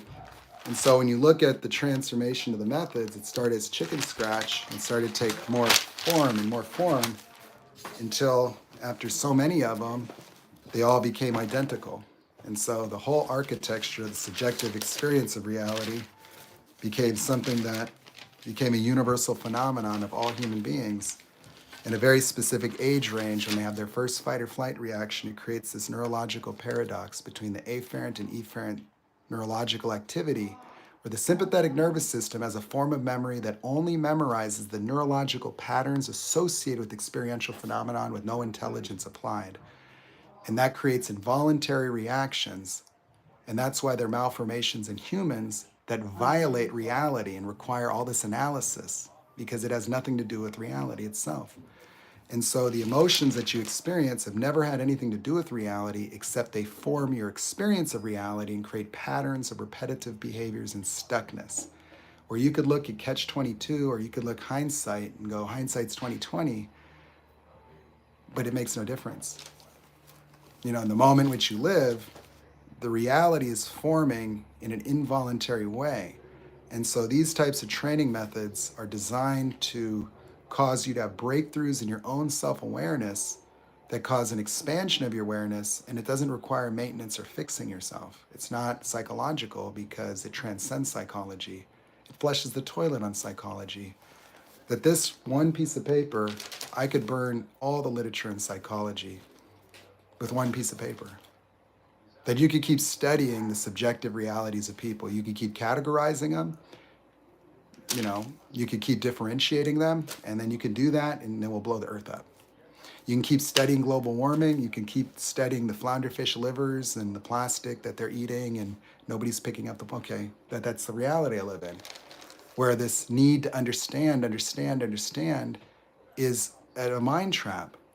That there's just some things you need to deal with, you know? Like, we don't need to understand that blowing people up is wrong or bad. Like, we're studying all this bullshit, and we're just conflating reality. War is bad. Yeah, hurting people's bad. Yeah, you know, polluting is bad. Taking no responsibility is bad. You know, leadership that does not embody humanity in any way, shape, or form will never result. It doesn't matter what your opinion is. I don't care what you believe. I don't care about anybody's beliefs. If your beliefs don't correlate to transformational awareness, if your beliefs don't set you free, if your beliefs don't make you on fire, if your beliefs don't have a measurable impact on the quality of other people's lives, if you haven't found so much humanity within yourself that you are called to make a difference, then your beliefs have no relevance to me because they won't contribute to me. If you need my validation, just ask. Just say, hey, Nate, I want you to applaud me for my arbitrary success. And I'll say, great, that's a really nice car. Hope that you achieve the level of validation that will turn off the I'm not good enough long enough for you to experience some happiness. But, you know, I'm not really that interested in it. I'll give you whatever validation you want, but my interest is in people that find themselves called to make a difference in this world, real leaders. You know, people that, you know, are inspired by the opportunity of being on the front line of making a difference. That what I've discovered should inspire people because it says that the cure to the human condition is one conversation that could be viral. That while people are waiting to see it, does it work out for Nate, they don't take any fucking responsibility for it because it's just up to me. You know, like, it's like you found the fountain of youth, but you just, you know, going about your own business. But it's like, no, you know, people need to know about it because it's not for me. You know, give it away for free. It's to see that psychology gets the needed update that includes the Eastern world of enlightenment, that demystifies it and understands the neurological basis of it and how that correlates to the formation of ego and all differentiated mental health diagnosis. So hold on. Is he outside? He's locked out there? Yeah, but he'll get in with that. Why don't you just keep him locked? It is locked. He can unlock it.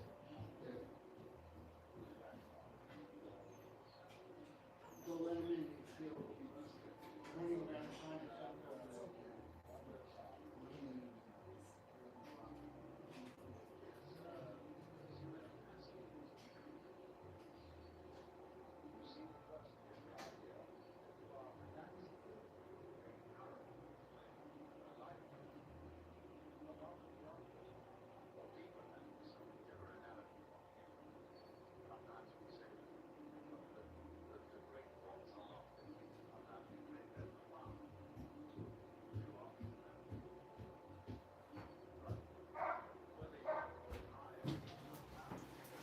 Okay.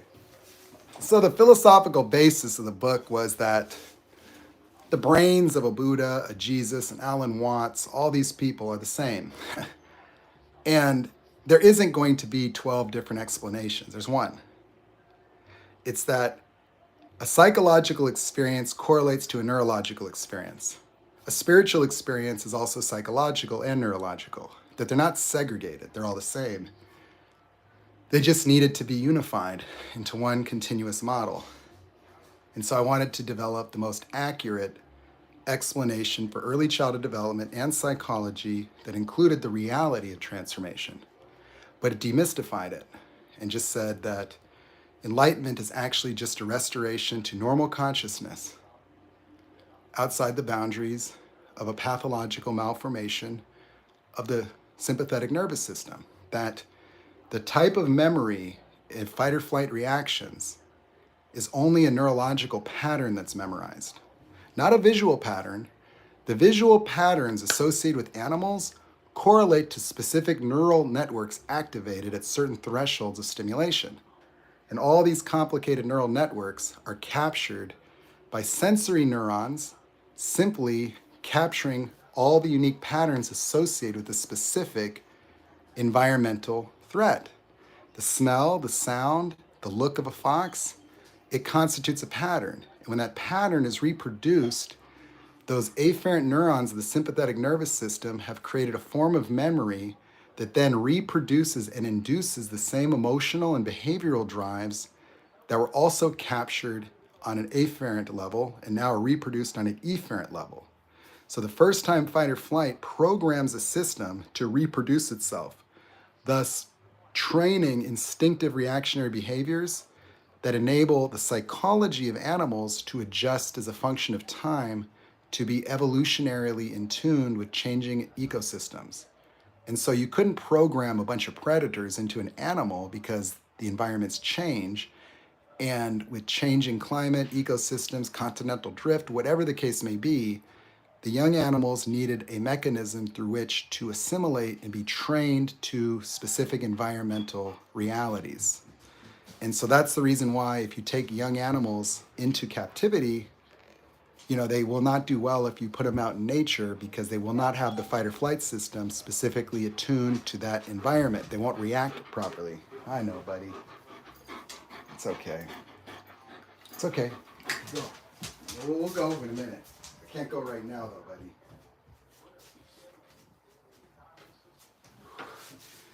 So, what I saw was there's too many segregated fields of study. So, psychology is a philosophical study that started before we had physiology, anatomy, and all the other sciences. And so when you think about studying psychology, you don't really have to study brain anatomy. You don't have to study, developmental biology. You don't have to study physiology. And so you have psychology over here that deals with the mind, as this phenomenon that's the product of the brain without understanding the brain.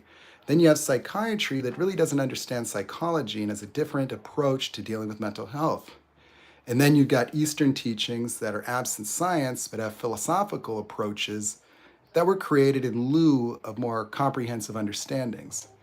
And so what I told one of my friends who's a doctor, I said, well, if I went to the Amazon because we heard that there's a cure to arthritis, I might meet a guy and he's got a traditional medicine and he might make me go through a ritual and dance around a fire and pray to the sun gods and thank the tree gods and then give me some preparation that took him 6 months to ferment, right? He scraped some bark off a tree and it worked.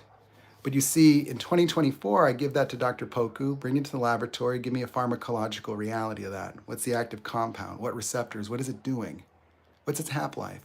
How could we reproduce it? Could we modify it? Is it going to be toxic to the liver?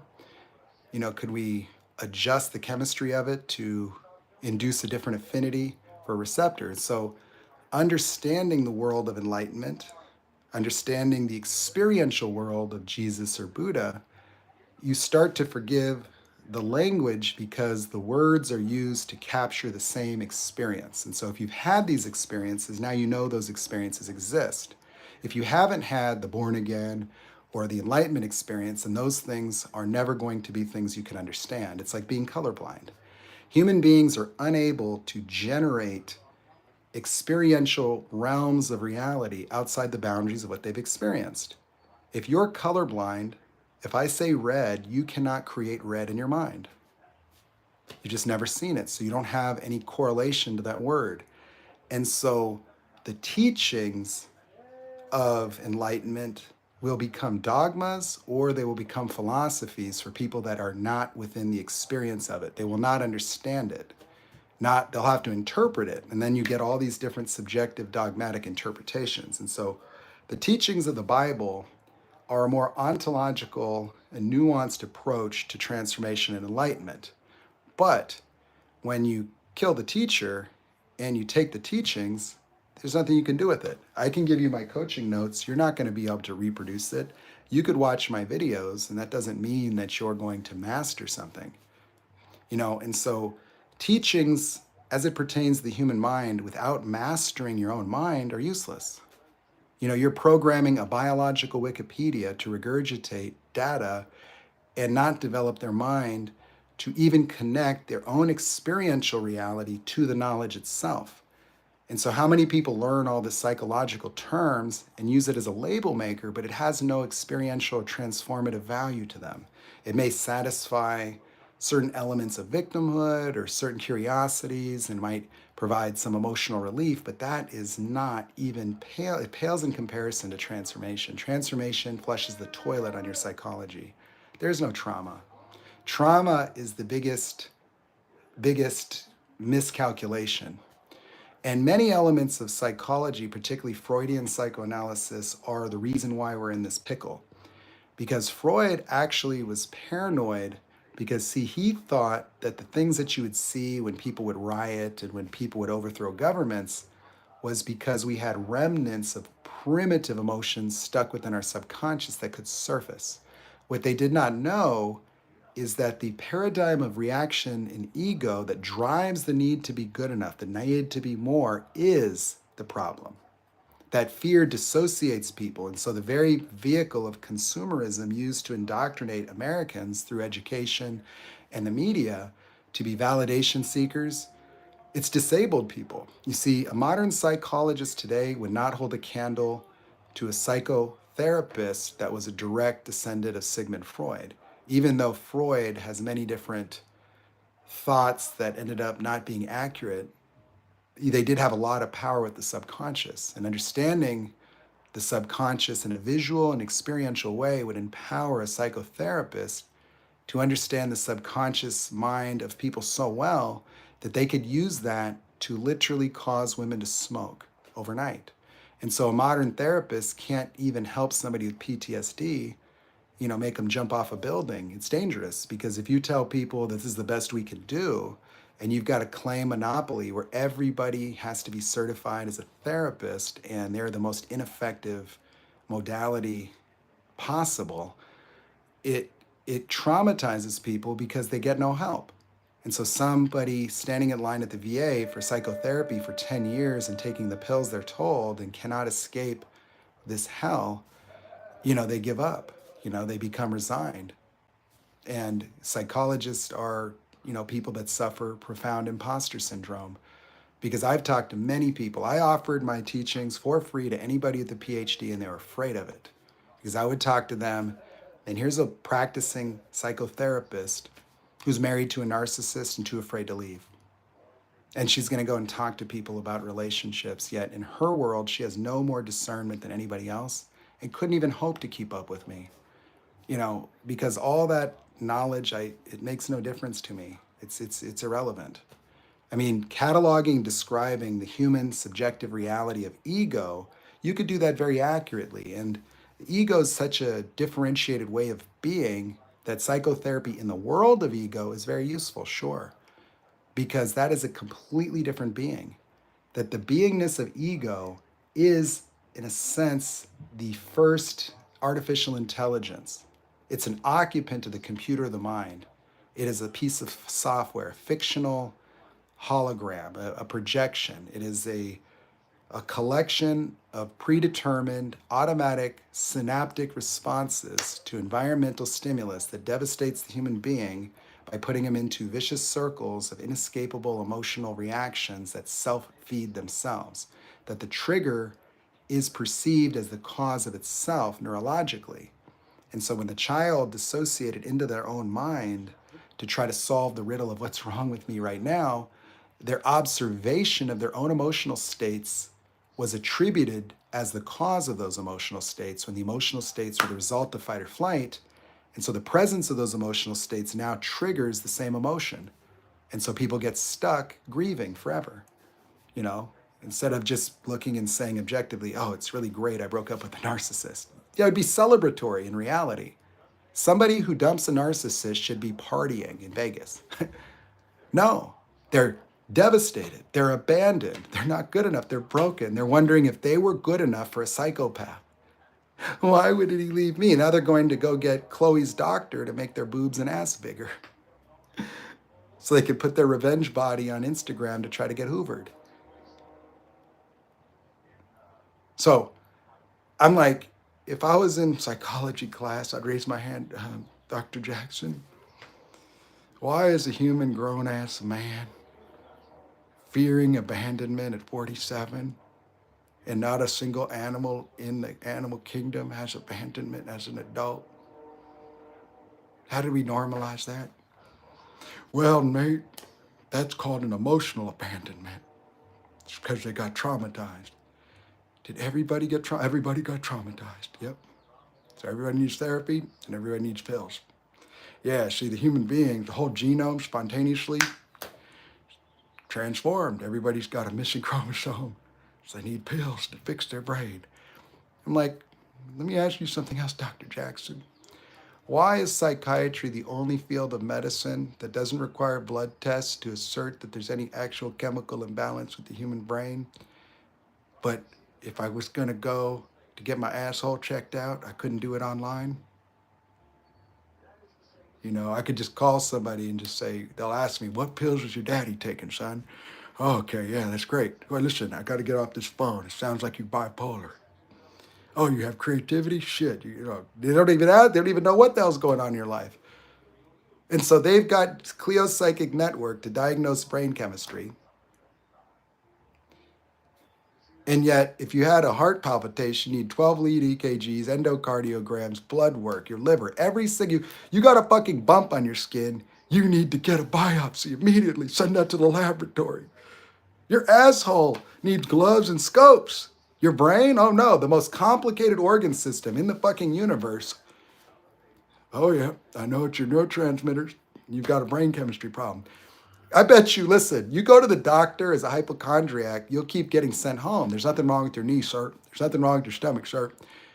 You had a panic attack. It's not your heart. If you go to a psychiatrist, they probably got a 99% diagnosis rate because the DSM-5s, they don't have like a page that says normal. You mean to tell me your diagnosis has to result in me being located somewhere in here? And then you got a therapist that's playing crossword puzzles with your brain. Their retention of knowledge by studying flashcards or trying to cram somebody else's ideas in a mind that doesn't even think and can't even self-diagnose, and they avoid narcissists. They can go and pass tests and write dissertations and papers regurgitating ideas, and then they get graded on a percentage of their ability to understand and recall the thoughts of other people and not really contribute a whole lot to that. So how would they even know? So if you don't have the creative capacity of a Sigmund Freud or a Carl Jung, those are the people I would talk to. That's why I don't like talking to people about psychology, because you're just giving me your opinions. You know, you cherry pick. And so if I talk to somebody that is an armchair TikTok psychologist and loves these different, you know, philosophical approaches to the human mind, they're going to agree and disagree. Well, I agree with that and I disagree with that, which means that they've already entitled themselves to be smarter and know more than me by just disagreeing or agreeing. If you agree with me some things and disagree, then you are asserting by default you have more handle on the entire field of psychology than I do. And if you have to ask me my certification, well, that's okay. That's understandable in a world of ego. We need that. But, you know, it's like asking a kid that's 10 years old that's doing calculus-based physics. Well, I can see the equations there, but how do I know it's true? Well, you see, what you're saying is that you don't have the cognitive and intellectual capacity to qualify that knowledge. My understanding is my understanding, and it's whatever level it's at, period. How I attained it is how I attained it. Just like a kid playing a guitar. Someone went to Juilliard, some kid just picked it up. You know, did I go to engineering school to develop technologies that allow me to run rapeseed oil in a 2,000 horsepower engine that I built myself by hand? No. Did I go to school to be a metallurgist to know to cryogenically treat everything? No. What made me think about pulse width modulated oiling systems or Tesla AC compressors to control the water temperature so I can modulate the oil viscosity by controlling the oil temperature and engine coolant temperature, as well as pulse width modulating the oil. So I can open up the bearing clearances and mitigate the thickness at cold temperatures and then augment the flow to increase the pressure as the temperature decreases the viscosity, but also control it with ice water. And then have an engine oiling system that prevents engine wear. Like, why would I do that? How would I out engineer everybody in the field of the supercharger system by imagining a supercharger and being able to see the physics of air in the inlet system and then remaster the whole thing? See, I told my engineers, I said, here's the deal. See, my business is going to be about showcasing the limitless expanse of creativity.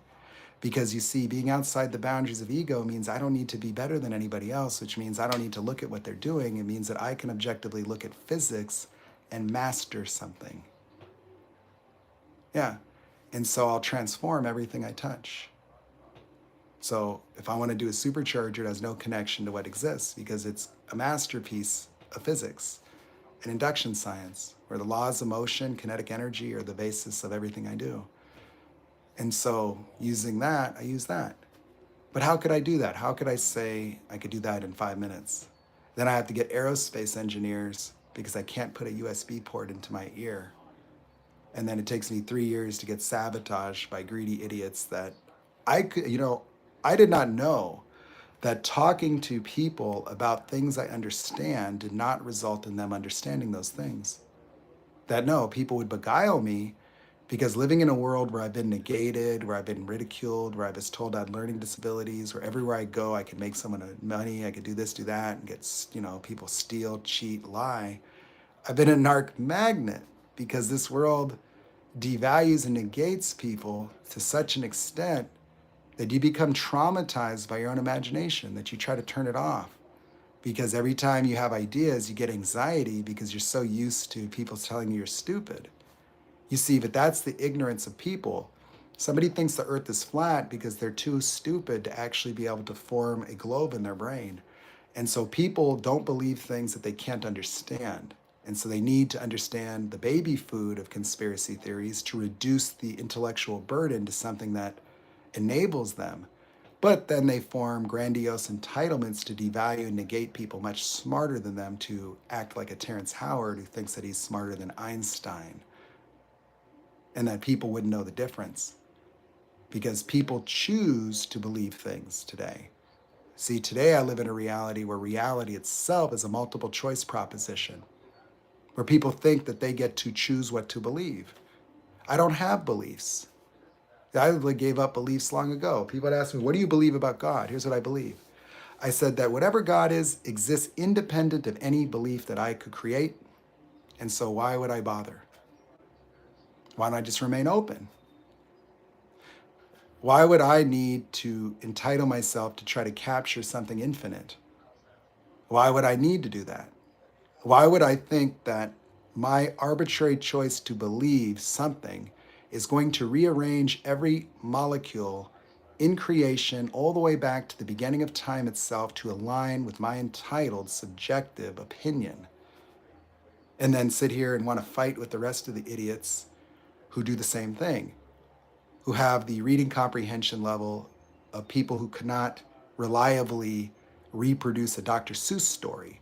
So if I gave most Christians a Dr. Seuss book and said, I'll give you a week to read it, and I want you to go and tell the story to children and explain it to them, that's the level of the people that go around talking about creation versus evolution. It's like, well, it would take more integrity. Like if you're going to say that the earth is flat, then why don't you study astrophysicists, study physics, study calculus-based physics, master Newtonian physics, and then using the math, then go ahead and then come up with whatever you believe. But to choose that the earth is flat and then just negate science and say, oh, it's brainwashing, well, how would you know? You don't know because you don't understand it. And so why would you fight against evolution if you don't understand it? Because you could observe evolution. How do you think we have so many different differentiated breeds of dogs? Because human beings take natural selection and just control it. Because the genetic variations, we exploit them. that we can create a bulldog, a pit bull, a Rottweiler. And we did that from wolves and natural dogs running around. We took a jackrabbit, made it a white rabbit. We took and made a shepherd out of a wolf. Yeah. I mean, evolution is so apparent. Where do you think all these different races came from? Their physical forms are literally associated with their environment. A polar bear is nearly identical genetically to a Kodiak bear, except its fur are tubules and its skin is black because it needed to be white to be able to survive, first of all, on icebergs, because if it was dark, it wouldn't be able to hunt. And it needed the white and the black skin in order to be able to generate body heat. And then it needed specialized fur and paws in order to swim in the water. And so it's adapted for marine life and life on the snow. And so that's natural selection. That organisms inherently engender mutations and genetic variations, that every time cells divide to produce offspring, that's why you're not identical to your brothers.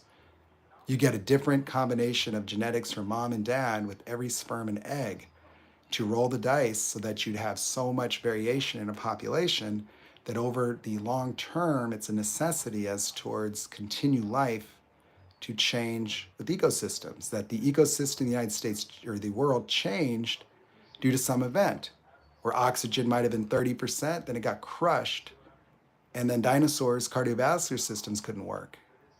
And so you couldn't be a big animal on Earth because the partial pressure of oxygen has changed, and so the net diffusion rate required to support a giant cardiovascular system was reduced. And so smaller organisms would be mandated with higher surface area to volume ratios, that the bigger the animal is, the less surface area to volume it has to engage the partial pressure of atmospheric oxygen gas exchange. And so lower atmospheric oxygen would reduce the size and scale of animals. And so as the environment changes, you see certain features are going to have a higher statistical likelihood of being propagated. And that's the very reason why viruses mutate all the time, because they have to. If they didn't have that capacity to mutate, then the immune systems of their target organisms would disable them from being able to survive. And so everything in our ecosystem has balance and purpose, even the reproductive rates of mice. Do you know that 5 female mice, I think maybe, go do the math. I think 5 mice in a 2-year span might be able to make almost 2 million because they could reproduce every 21 days, producing up to 12 offspring each, and they become reproductively viable within weeks. And they could reproduce immediately after giving birth. And so they could just keep reproducing. And so every time they have 12, 12, 12, 12. Well, the lion, doesn't do that. The lion in that same time frame produced a maximum of 40 lions from 5 females, where the mice would produce nearly 2 million. Because the mice are the M&Ms of the animal kingdom, that they're helpless and they're tasty little morsels. They got to reproduce to make sure they have enough to feed everybody and survive. The lions cannot out-reproduce the gazelles because if they do, they'll eat them all like vampires and then they would disappear. And so if lions dominated their environment and they had too high of a reproductive, metabolic, and predatory instinctive drive, they would lose their balance and they would eat their prey species. But if they don't eat them, then those animals will eat all the vegetation and then they'll die. And so if you take a pig and you move it to Hawaii, it'll destroy the whole ecosystem because it doesn't have a mountain lion to keep its population in check, and it will die too because it will be unchecked. And so there's a gentleman agreement in nature that allows the propagation of life, and it's not the survival of the fittest, it's the survival of the balanced. Because if you got a lion and it was too aggressive, well, it would die. Like if I took a red devil fish that's a mutant that's too hyper aggressive, it'll just reproduce, it'll kill everything, and then it'll pollute the lake, and then it'll die. So when you get a natural species or species that didn't evolve in this environment, they don't have the necessary ecosystem, and human beings are not paying attention to that for our own purposes. That we've reached a level of unnatural existence due to agriculture and the use of energy, and the use of energy that comes from non-biological sources. So we don't produce oxygen in the genesis of carbon dioxide. And so we're changing the ecosystem. And well, it's not necessarily like life won't continue, our life won't. And so if we do a nuclear holocaust and pollute the environment, well, we won't be able to live, but other things will. A cockroach will be okay, some reptiles, you know. Maybe the dolphins will do better with the water world because we won't, you know, get the gills in time. But that's just the reality of it. That the history repeating itself that we should be avoidant of is the history of the Tyrannosaurus Rex. That if we don't establish ecological balance, reality doesn't give a shit about how many billionaires we need or who needs to, you know, save money by using plastic and whose profit margins we got to worry about. Nobody cares. Reality doesn't give a shit whether you got enough validation, and it certainly doesn't care about whether you think you're traumatized from your mommy and daddy. No. I mean, at some point, we got to cut the crap with the generational trauma, because if we want to keep reversing history, everybody says that. And your parents are traumatized by their parents and their parents and their, and we can just go back and find when the first flatworm yelled at the other flatworm, or some monkey in a cave, you know, up in a tree threw a fruit at the other monkey, you know. But it just doesn't happen in nature. You know, that a cheetah doesn't miss a kill and become traumatized because when it was a baby cheetah, it didn't catch the rabbit and its brother cheetah laughed at it. So now it's afraid of failure. The cheetah doesn't try to reproduce, then get rejected, and then quit and become a alpha cheetah on cheetah TikTok and say the problem with modern cheetah girls is they want you to be able to kill 12 gazelles by yourself. And I'm only 5'7" total length without my tail. And I gotta get myself one of them spike collars with diamonds on it to be an alpha cheetah. I'm an alpha cheetah. But I gotta get the female cheetahs to all submit, just bent over in front of me, so I could hit that real quick. Otherwise, I ain't never getting none. I'll always be a reject, and it's the female cheetahs. They just too demanding. They said they didn't need me. They don't need male cheetahs. What am I gonna do without a codependent cheetah? I'm just like, I don't know what Animal Planet these guys watched. But if you're crying like a little bitch on TikTok about modern women, that's not exactly an alpha move. I can put alpha chimps on here and they're not the bitches, okay? Like if your problem is modern women's education level and financial independence, that says that you have a hot air balloon of masculinity that's fake. And that's why you have to talk about other men's accolades. Other men's accolades. Like you hear like these alphas, like men are the dominant species because we invented the light bulbs, the diesel engine, and there's a man that walked on the moon. And then I'll see him talking to podcast girls like, would you want to get in a skyscraper built by women or men?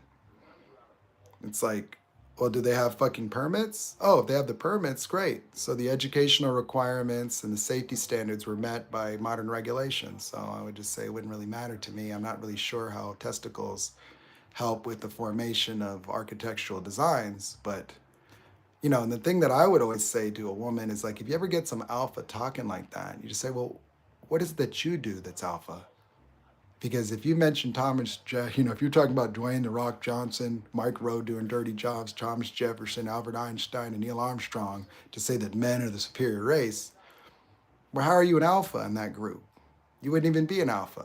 Nobody's talking about Myron at the top of the masculinity totem, the contribution to humanity.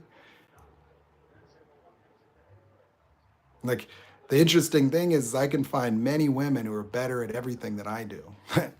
You know, like women that can work on cars, women that can TIG weld. And it has nothing to do with masculinity or femininity. Nothing.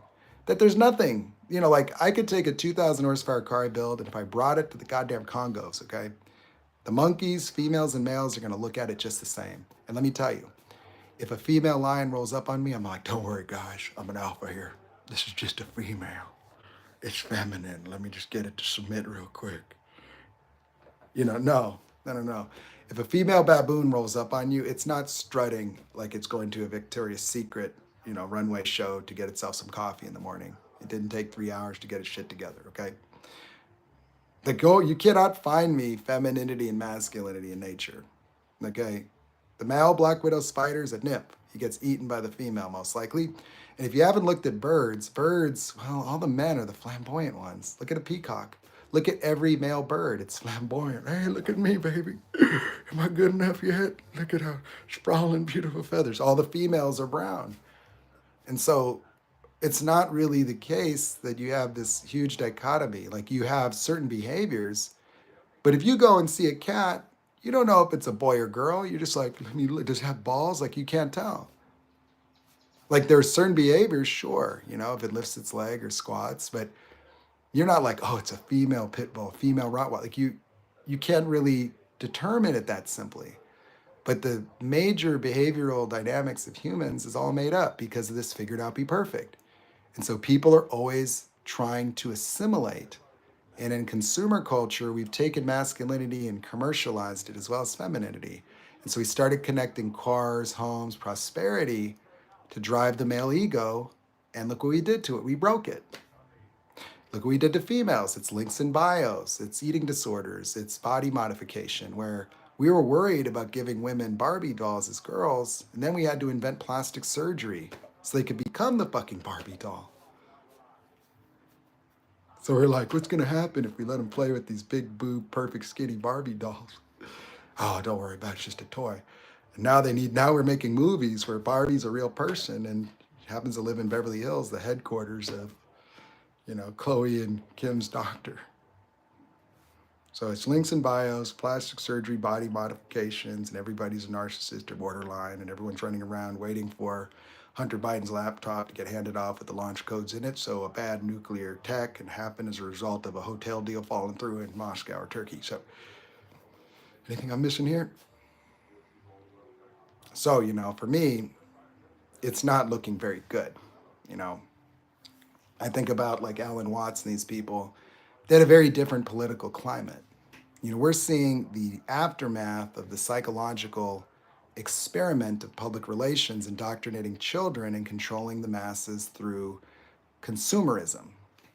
Amplifying the insecurities of ego to force it to indoctrinate itself and put itself on a treadmill where it will literally sign the next 40 years of its life away just to seek the validation of the neighbors and to have the majority of its income spent on a roof and transportation engineered to fall apart when the warranty expires to get you to get another $80,000 car loan. So as we're paying off student loans, cars, and Wells Fargo servicing $1 million of servicing rights, $1 trillion rather, $1 trillion, that was really just retirement money funneled into escrow accounts under the guise of affordability when they just extended the loan terms and kept the debt to income ratio the same to propagate inflation as a mechanism for total servitude. So we wanted equality in America. We didn't expect that they would just expand the plantation to cover the entire continent. So, trading your life for validation, that's the deal with the devil, and if you keep living into these fantasy futures, America's going to be cratered. That's what's going to happen. Because when you put narcissists in charge, they don't give a shit about their own daughter, their own attorney. They don't give a fuck. They've been fleecing the government. You put a Dick Cheney as a vice president who did not even divest from Halliburton, who was awarded non-compete contracts, I think probably to the tune of $39 billion. His company, so the CEO of a company is a vice president, and that company gets no competing, no bid contracts to the tune of $40 billion to rebuild Iraq. So you put the oil guy and the rebuild guy and the war guy, and then we go and kill 140,000 innocent civilians there. Well, there could be other motives, but it just looks problematic, and so these types of thinking, it never results in anything good. There is no ego that is going to ever bring peace. There is no ego that is going to have the problem-solving capabilities of what it requires, because ego is always black and white, us and them. It's always, always, always limited within the structure of fight or flight. It's always yes or no. It's always right or wrong. Right or wrong, black and white thinking is the limitation of ignorance because it eliminates the creative process for the infinite in between. That it's not yes or no, it's just how, you know? And without integrity, without a context of leadership that is really about the future, this isn't about, some feel good utopia. It's about being grounded in the reality of the danger of narcissism and sociopathy controlling the military industrial complexes and forcing wars for no reason, and then indoctrinating people to be group thinkers to avoid the responsibility, the acknowledgement of reality. That the United States, people are shutting down psychologically because the propaganda of war, like showing shock and awe campaigns, forces dissociation. Your subconscious weeps for the children, and you buy the Kool-Aid that enables you to dissociate from the responsibility of awareness, that you want to believe the lies, just like you want to believe the narcissist. You want to believe that's your soulmate. You want to believe this is an exceptional country, that it stands for freedom and prosperity, when, well, the United States over the last 100 years has killed more innocent civilians globally than we've had murders in our own country by fivefold. So if you looked at the total sum of homicide in the United States and then the total sum of our military and casualties that are non-combatant innocent civilians, it's about a 5-to-1. And so where does murder, when does it not become murder? When is thou shalt not kill not really what they meant? Well, weren't talking about Muslims, they weren't talking about children in this country or that country. So for me, that's just the reality of it, that there is no rational explanation for a race of humanoid beings with this level of intelligence that would take the best and brightest and use it to split atoms and hand that to the narcissist. Like, okay, so penicillin, air conditioning, cruise control, and this is the best we can do? Just blow it all up because, somebody's name wants to be in the history books, or, yeah, that's grandiosity. That's inhuman, and it's not going to last. That there is going to be a profound change. It is either going to be people waking up and assimilating to power, but not for the sake of power, but for the opportunity of shepherding in a new paradigm of awareness that's going to happen academically, or it's going to be Mad Max, and whatever's left is going to find it. And that's your choice. Because there is an inevitability and predictability that this is not history repeats itself. This is unprecedented. There's enough destructive force where intercontinental, the missiles that are nuclear go into outer space. And from any moment in time, we are 20 minutes away from total annihilation. That these rockets go into outer space and differentiate into warheads that are multiple warheads per intercontinental ballistic missile. And it goes into outer space, and we don't have a defense system for it. No chance.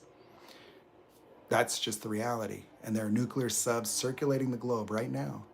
And you would hope that they would have physicists at the Pentagon, because when you start getting narcissistic presidents that appoint narcissistic generals, they don't like science. I just hope that, if something does happen, some of the sites they targeted just don't have too many, hydrogen bombs in there that are 100 megatons, because just a couple, 2 or 3 of those, you don't really understand the force of those things, but like a 50 megaton bomb, produces a fireball that might be, 5-6 miles in diameter and 10 times the heat of the core of the sun. And so it would turn New York into glass. But it would incinerate it. It would literally break the molecules into nothing. It's that destructive, and so we have that. We've created it. It's not a fantasy. It's not fear-mongering. It's ignorance, that we have invented the buttons to destroy life, and we have the types of people in power that want to do those types of things for no reason. that if you were to try to understand the mentality of any of these conflicts, all you would find is ignorance. You'd find people that cannot humanize other people for any reason. And when it's entitlement to past experiences that aren't even things we've lived through, you see, identifying yourself with nationalistic identities is part of the ignorance of ego. Like to assert that our country is better than yours, it's the same pathology. That whether it's East Coast, West Coast, North, South, California, Florida, white, black, man, woman, human beings' ego based need to entitle themselves to individuate, to become special, is the pathology. It is a universal pathology. It is a pathology. It's not normal. It is not natural. It is not a normal, natural expression of what consciousness is or what the human is when they escape that, because these repetitive emotions that cause all these different disastrous presentations, from people pleasing to NPD to borderline to AD to all this stuff, everybody has it. There's no normal. We've normalized it because we haven't known better. But generating language was a spontaneous thing that the appendix got hundreds of thousands of years to evolve away like the tailbone. But language and what it did to the brain did not give the sympathetic nervous system an opportunity to deal with the cognitions associated with the genesis of me as separate from the experience of existing. The experience of existing is an observational phenomenon where reality forms as a navigational tool for the organism to fruitfully move around and to make accurate choices and decisions about the circumstances of life. But these emotional experiences and states that define the human condition are all abnormal. Abandonment, fear of failure, rejection, emotions pertaining to the experience of oneself that establish a relationship to oneself are all pathological malformations that have no evolutionary basis, necessity, or reason. That they not have a purpose, that there is no reason for suffering like that. So people want to know, why is there suffering? Well, that's why. Because we reached a high level of consciousness, we invented language. Language created these tools, words that discern things from other things. And when we discerned ourselves from the experience of reality itself that formed within our mind, we created that this world that we see is outside of our mind and that we're inside our mind when we're thinking. No, you had to create another mind within your mind that distracts your consciousness, because your consciousness is your field of attention. Like if you're listening to something over there, you're over there. And if you're looking at something over there, you're over there. And so your consciousness moves around, expands and contracts. It contracts to read the label, it expands to take in Yosemite. It listens and eavesdrops over there, it eavesdrops over there. But your consciousness is distracted by the repetitive ramblings of a voice in your head that reduce your awareness of what's actually taking place around you.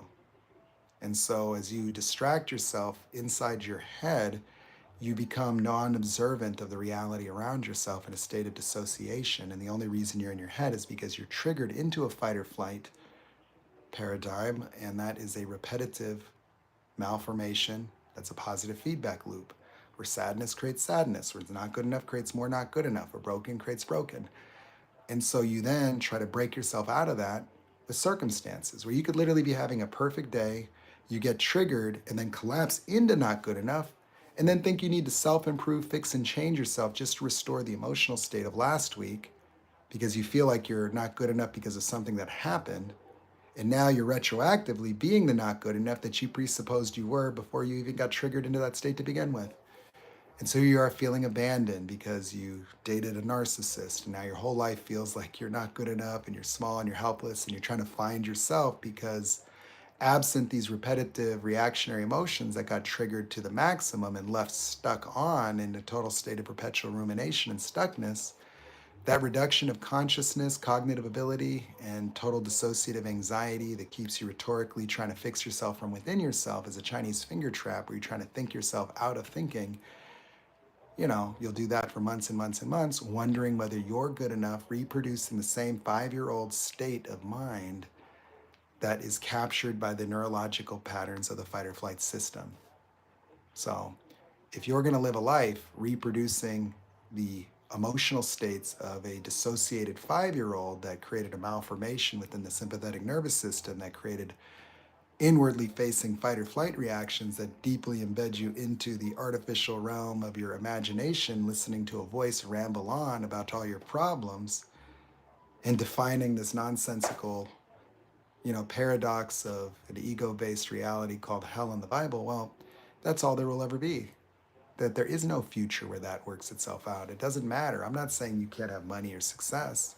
I'm just saying that you will not find sustained peace of mind, love, happiness, joy, connection, and meaning by pursuing the inauthentic notions of ego. That everything you do to fix, change, and overcome yourself perpetuates the very notions that are driving that behavior. That's your deal with the devil. A someday future where you're promised the happiness that you've voluntarily evicted from your own mind. A loss of present moment consciousness that you'll never regain by being in your head and dissociating yourself in an effort to try to fix something that was never broken to begin with.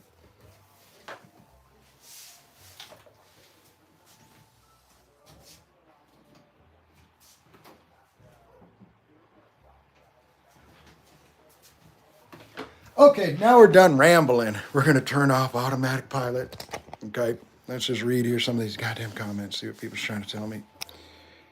Okay.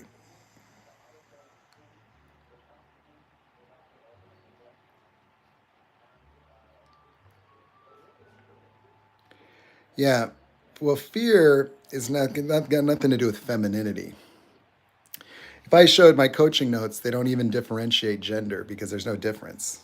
Now, all these different expressions are just our subjective interpretation of what perfect looks like. And it could be cultural because you could be wearing a kilt and that would be masculine in Ireland. And so consciousness, it transcends all this nonsense, that there's so much cognitive power that it literally dominates the ego out of existence. That's why they say God can get rid of the devil.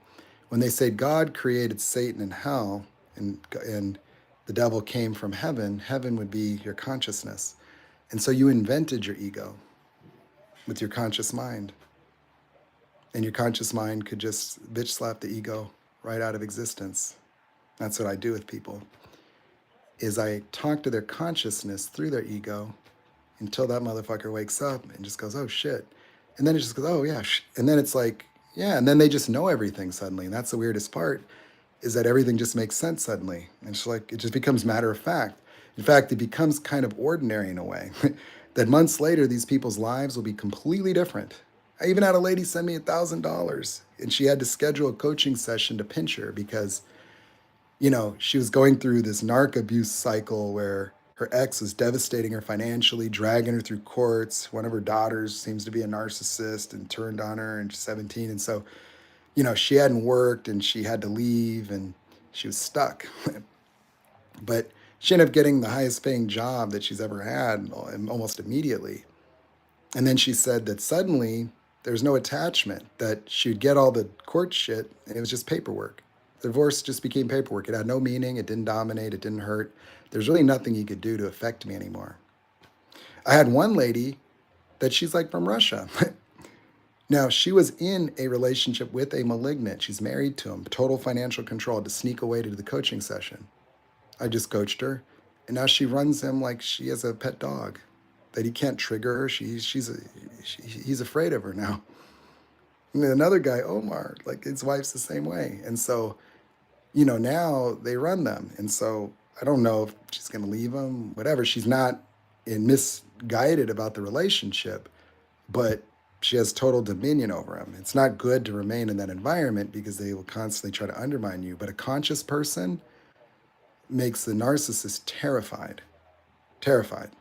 Because what happens is they lose all power because they can't trigger you anymore. Because you've distinguished your triggers from yourself, they don't activate.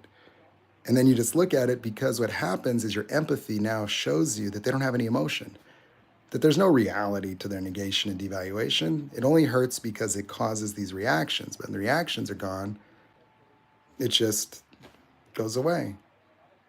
And they're just like, like you just look at him, like the dude will be like, honey, are you trying to trigger me? And she just leaves. So the other lady's like, her husband, who's like this big scary guy that's dominating her, is afraid of her now. Like you got to understand that narcissists are fear driven, super fearful. And so they're not big, bold, and scary. They depend on cowardice, hiding their intentions, sabotage, sneak attacks, beguiling, because they don't even have the courage. Most narcissists get afraid to order Denny's, like they're so worried about what people think that they could be humiliated by the slightest thing. One performance review at work can cause a full collapse. They can't handle criticism. They can't even handle a conversation looking at like whether they mowed the lawn or something. And so, they could dish it out, but they cannot take it. And if they don't have the ability to trigger, they cannot coexist with you. The only way you coexist with narcissists is by existing as devalued or validated. That's it. You have to live in a completely subjective state of consciousness. The only way, because you'd have to overlook everything about them the entire duration, total dissociation in a completely fantasy based reality, a future where you're going to fix them. And you're literally declining and the relationship's degrading as a function of time and you're falling apart in every area of your life and you're pretending like it's going to improve someday and you're hoping it will because you're living into a state of abandonment as a child. And so you are trading, the acknowledgement of the end of the relationship for this control of being able to fix and change yourself. And so you're bending your reality voluntarily to fit within the subjective reality of a narcissist until you lose your higher self, until you get so triggered that you can't even be creative or think anymore, that you'll be a sleepwalking, you'll be driving around in a state of rumination. Like you'll just be pulling up and sitting in your car for 10 minutes, arguing with yourself, or you'll build up reactivity where you'll have stockpiled so much toxic nonsense that you'll just be like, if he even says something about the dishes, you'll be ready to snap. And that's where they want you. They want you in reactive abuse because your behavior will fulfill their entitled, grandiose victimhood and enable the justification of the continuity of the dynamic in a way that has them not feel responsible because your behavior is going to deteriorate. And that's the only way it works. So there's no improving those relationships. It's only declining until it destroys you. And so, there's no call for hope. They called them demonic in the Bible. I don't need to demonize them because the words of demon is just their DSM-5.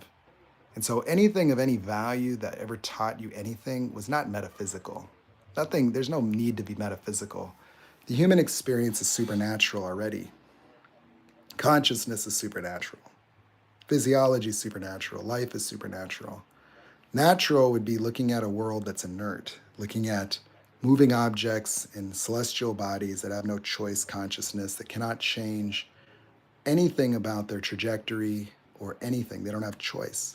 Human beings with consciousness would be the only instrument that God would have to access this realm, to do anything to make any difference. It would be you. But if you're going to be a victim, if you're going to entitle yourself to be broken and blame your mommy and daddy your whole life, you are just going to forfeit your right to have any power in your life. That's it. And that's what you enjoy.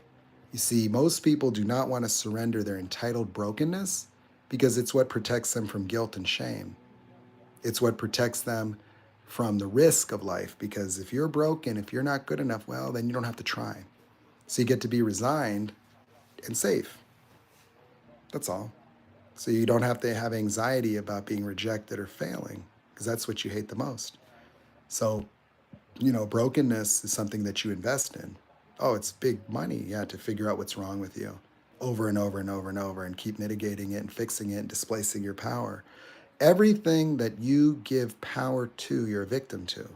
Because in the ontological world, victimhood is not an acknowledgement of a villain. Victimhood is the diffusion of responsibility, where responsibility is cause in the matter. It's like saying, I don't have anything to do with it. Oh, so you don't have any influence over the molecules around you, that you just are helpless. And it's because you're broken. Yeah, okay. So your brain is broken, and so you're just a broken robot walking around. Can't escape your own pathology, I guess. So you don't have to expect anything and you won't be disappointed.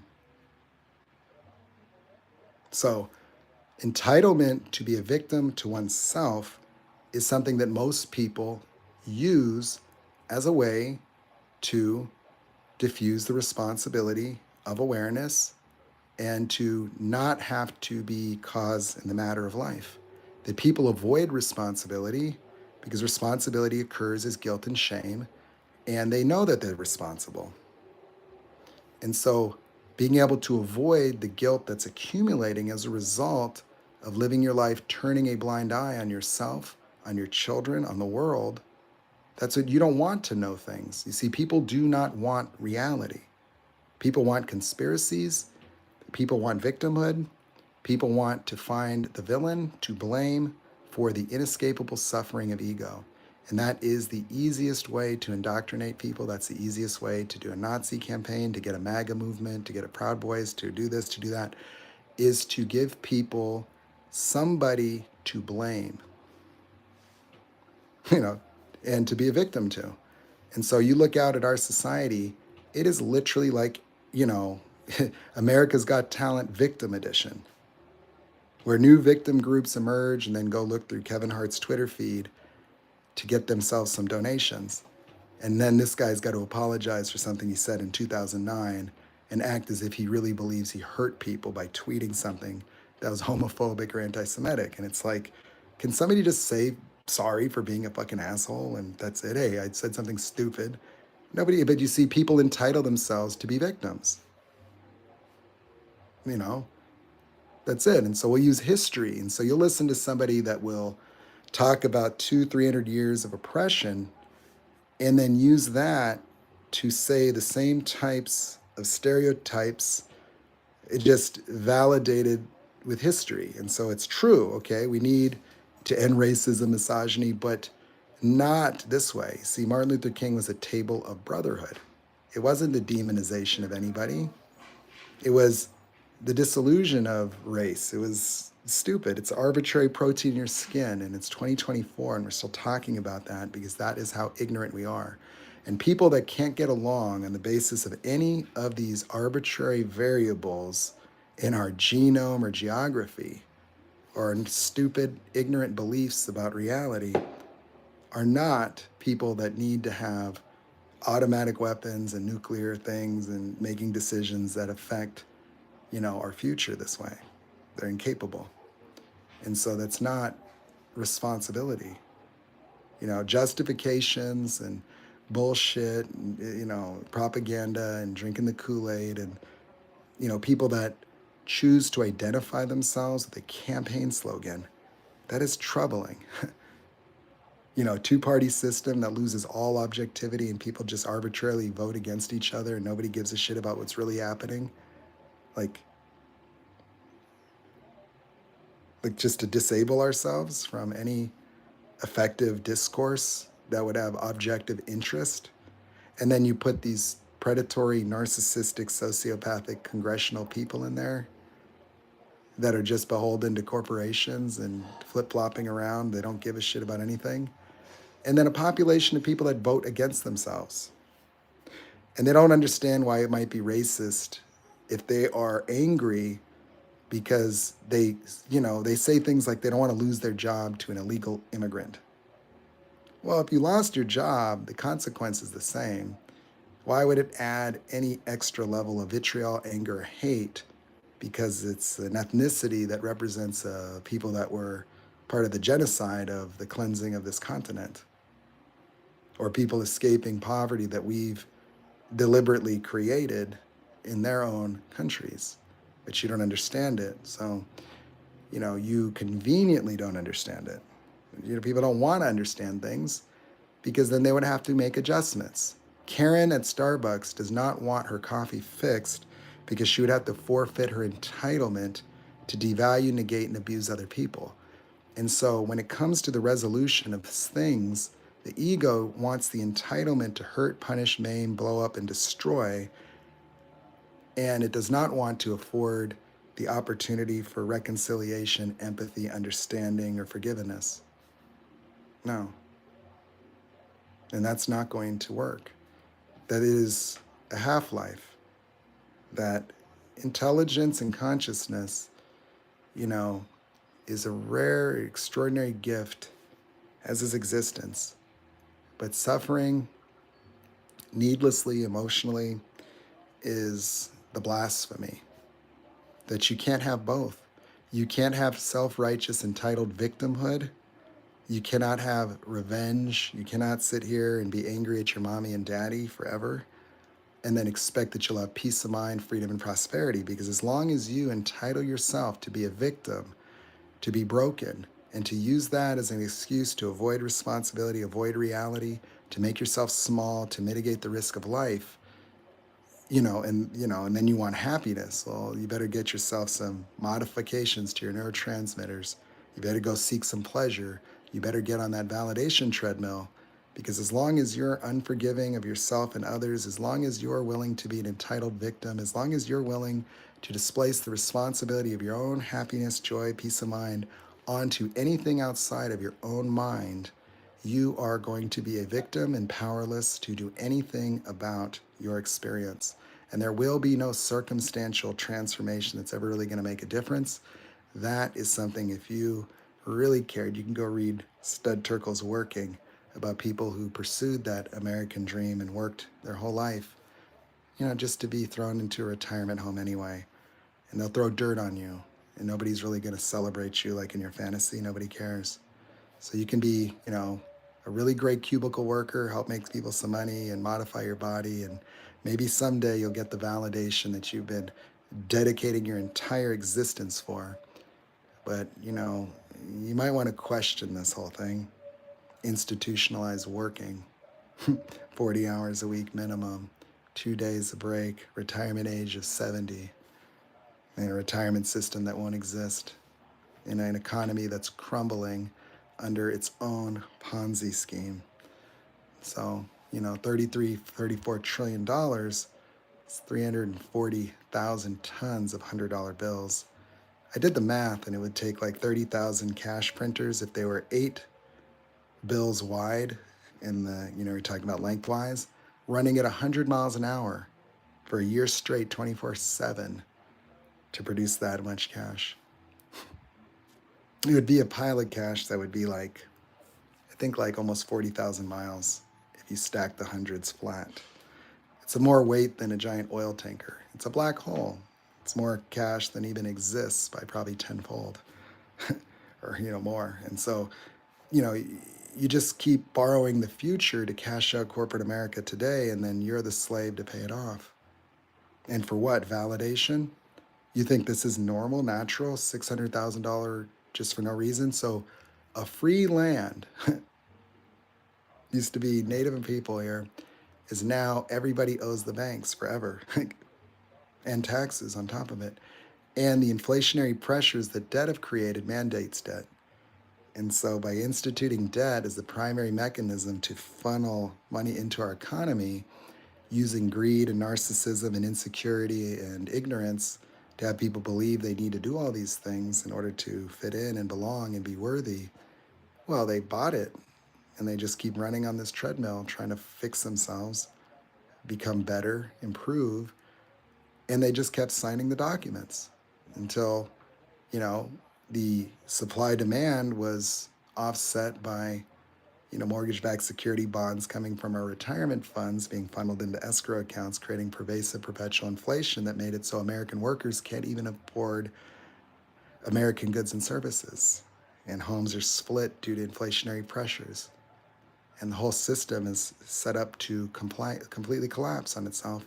And the psychological ramifications of this consumerism can be seen in incels, school shooters, links in bios, body modification, relationship people that can't be happy, alpha males complaining about women, women complaining about cheating men, men thinking their biological right is to be this way and nobody knows how to get along at all.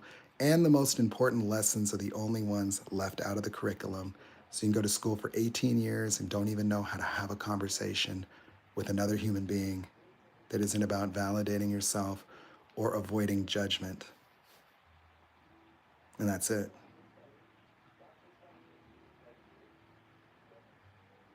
So that's kind of a problem.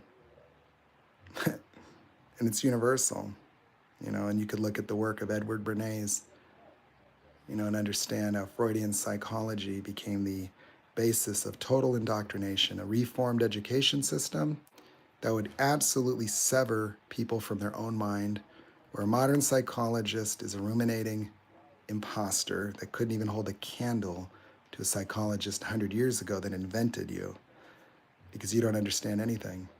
Like, you could barely remember. They don't even know enough about narcissists to diagnose them. They think it's 1% of the population. It's probably 50, and they can't diagnose anybody, and they can't even protect themselves. Like, they don't even have the ability to have fruitful relationships.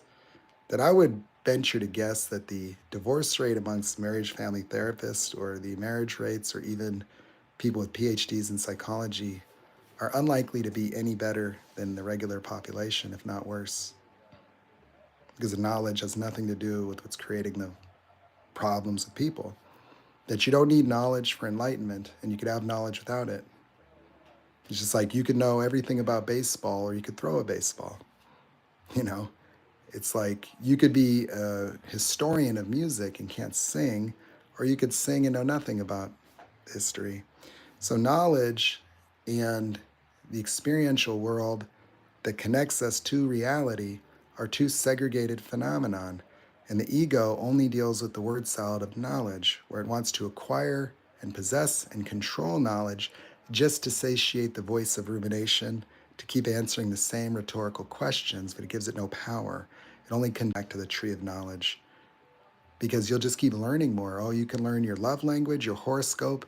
I mean, if you look at what people are doing, they go to church, they go to yoga, they meditate, they go to the pharmacy, they go to therapy, they go to their psychiatrist, and they repeat that. And they're just looking for many different answers in many different domains, using many different tools and languages and modalities to just chase their tail. And then you need a referee with a PhD to try to just figure out how not to yell at your spouse when you're trying to eat some sushi dinner and barely even able to talk, because you think that their job is to meet your needs. And what are your needs? Oh, to be validated, heard, secured, to avoid abandonment. And that's it. And you think those needs are real. And my needs and your needs, needs. Needs about oxygen, water, and food, and, consciousness and freedom, peace of mind. Someone like me would never be able to find that in a world like this. This world like this just tries to destroy you. It doesn't want the truth. It burns it at the stake. It violates everybody's reality. From a psychologist to everybody, they always gotta put you down. They always gotta devalue. They always gotta, try to question the merits of what you say, because they don't have the intellectual integrity to even listen to it. And they don't want to confront their ignorance or their indoctrination, their entitlement, their narcissism, or the fact that the only thing that got a PhD was their ego, not their mind. Because their mind isn't free. I don't even want to talk to a psychologist today. The only people I'd be interested in talking to would be people that can pioneer, create, and have generative conversations. See, if I talk to somebody and all they can do is agree and disagree, they don't have any kind of cognitive power to even contribute to the formation of new knowledge. And so it wouldn't even be it would be a mismatch. It'd be like an average person talking to Forrest Gump. So when I get people that want to talk psychology and philosophy, it's like I could just read the books that you read.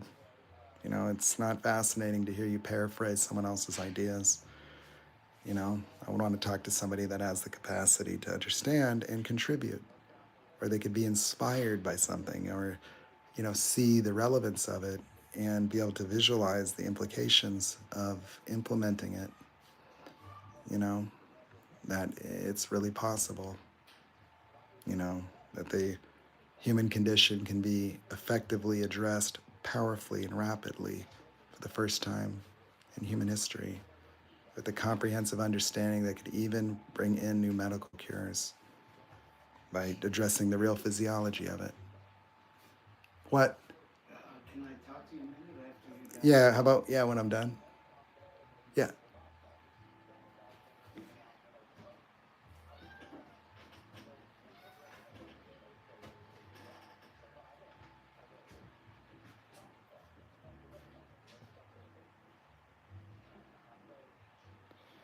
Well, I mean, the solution is the work. The solution is setting yourself free. Actually, in here gave the exercises and demonstrated them. So, it's letting go of the reactionary dynamics that you could actually turn them off manually, that you could actually free yourself instantly by being able to say certain things. But there's a challenge to it because your ego is going to be disrupting it. It requires being able to observe yourself saying it and having the saying of it exist as a declaration, where the act of letting it go is the statement that it's not some future outcome, it's not a possibility, it's not tomorrow, it's not something to use. You see, the experience of transformation does not teach you or give you tools to use. It gives you freedom from the necessity to change or fix yourself. It's not fixing what's broken, it's disappearing that there is something broken. And that's the difference. You see, the ego doesn't know how to address that. The ego is only trying to hear and gather factoids in its endless quest to fix and change itself, improve itself, modify, adjust. And so the ego cannot partake in transformation. It gets left behind. And it struggles and fights to maintain its total stronghold over your mind. That while somebody is attempting to let it go, it amplifies as if it's aware of you know, its limited time. It actually starts to squirm. I watch it. That the ego will start screaming, that the ego will start to create more and more of the confusion and the fear the moment you start getting very close to distinguishing it from yourself. Because there's a moment of segregation when you look at it.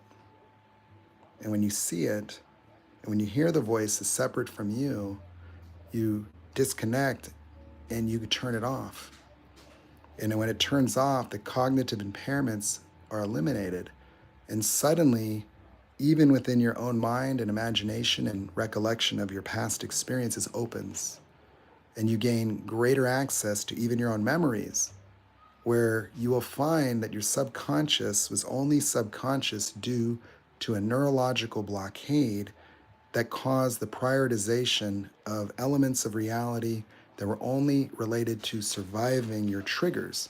And so you're like a person on an Easter egg hunt, that everything that you think you're avoiding is what you're manifesting because you're projecting rejection and failure onto otherwise arbitrary, meaningless reality, and then reacting to what you project, and then grabbing life by the bull by the horns, and wrestling with your own triggers. Like that, you literally don't want to be devalued, and then you get stuck for 5 years trying to prove that you're good enough to a narcissist, as if that's how you're going to make yourself feel better.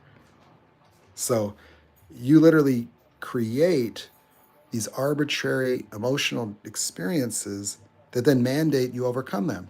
So you project a fear of failure. Now you need a phone number.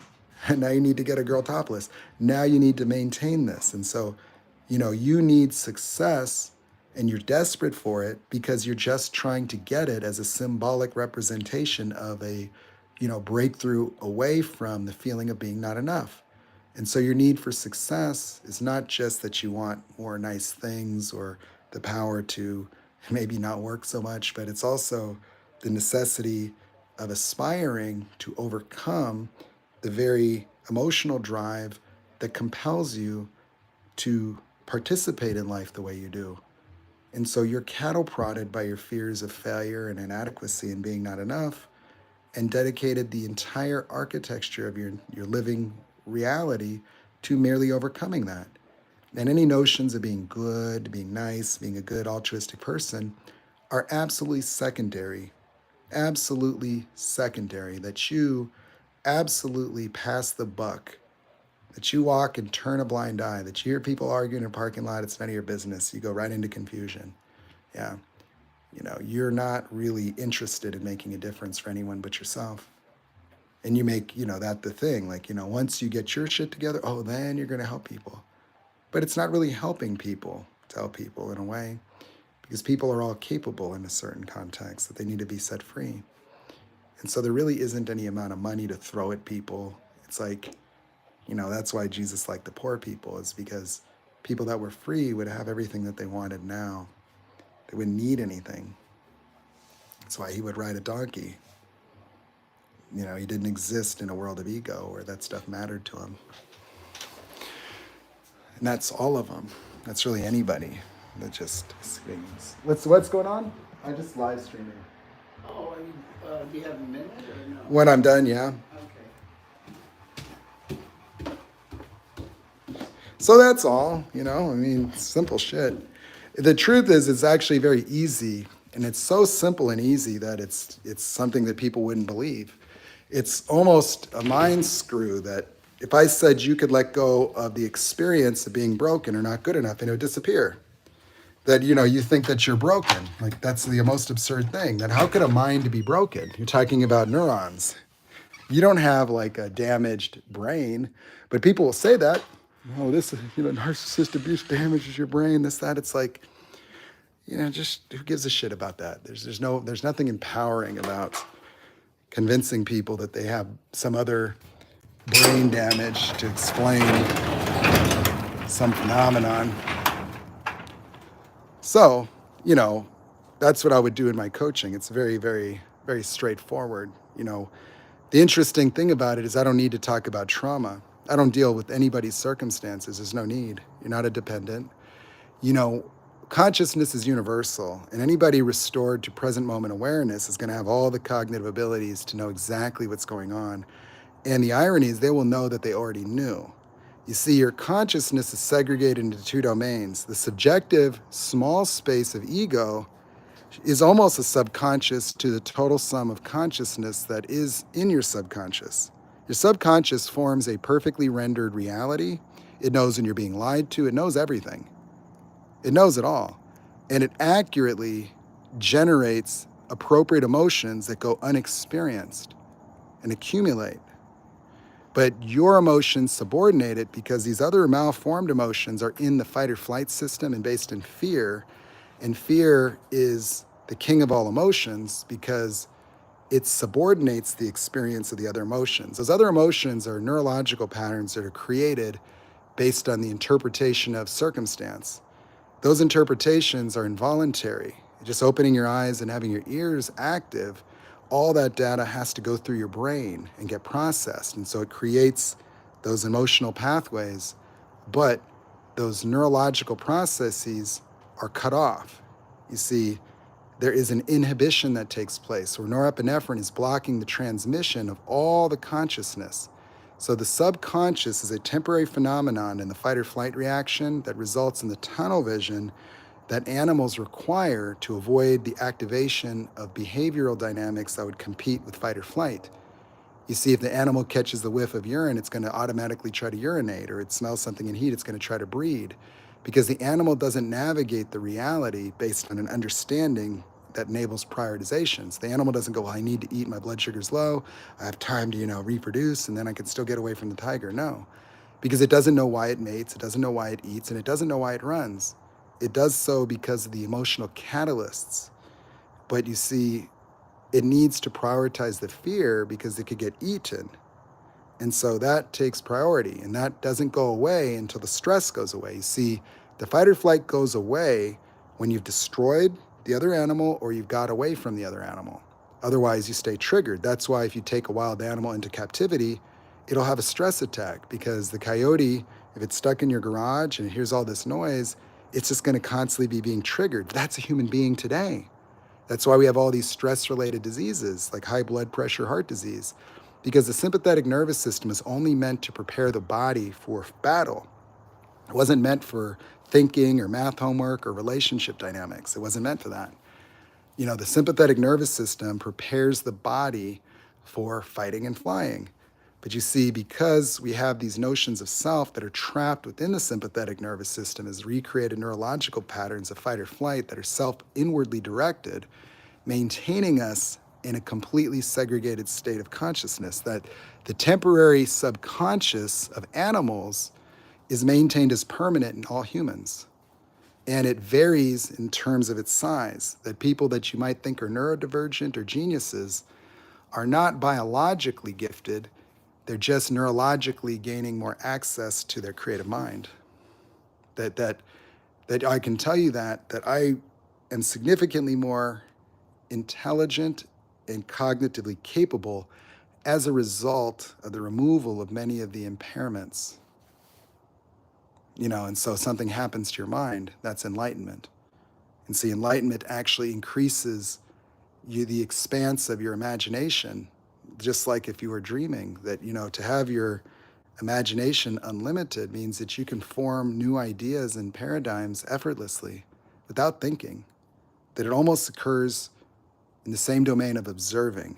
You see, like you observe things out here, but when you're sleeping, you observe your dreams, and so your consciousness, like in your imagination, is almost like it's like having a God's search engine.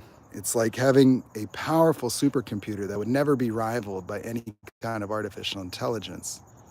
The total processing power of the human brain, it's summoning things from nothingness. I mean, the brain that created physics, it created microchips. It's, you need a quantum kind of computer, but they're never going to be able to reproduce consciousness because consciousness can't be explained by the brain.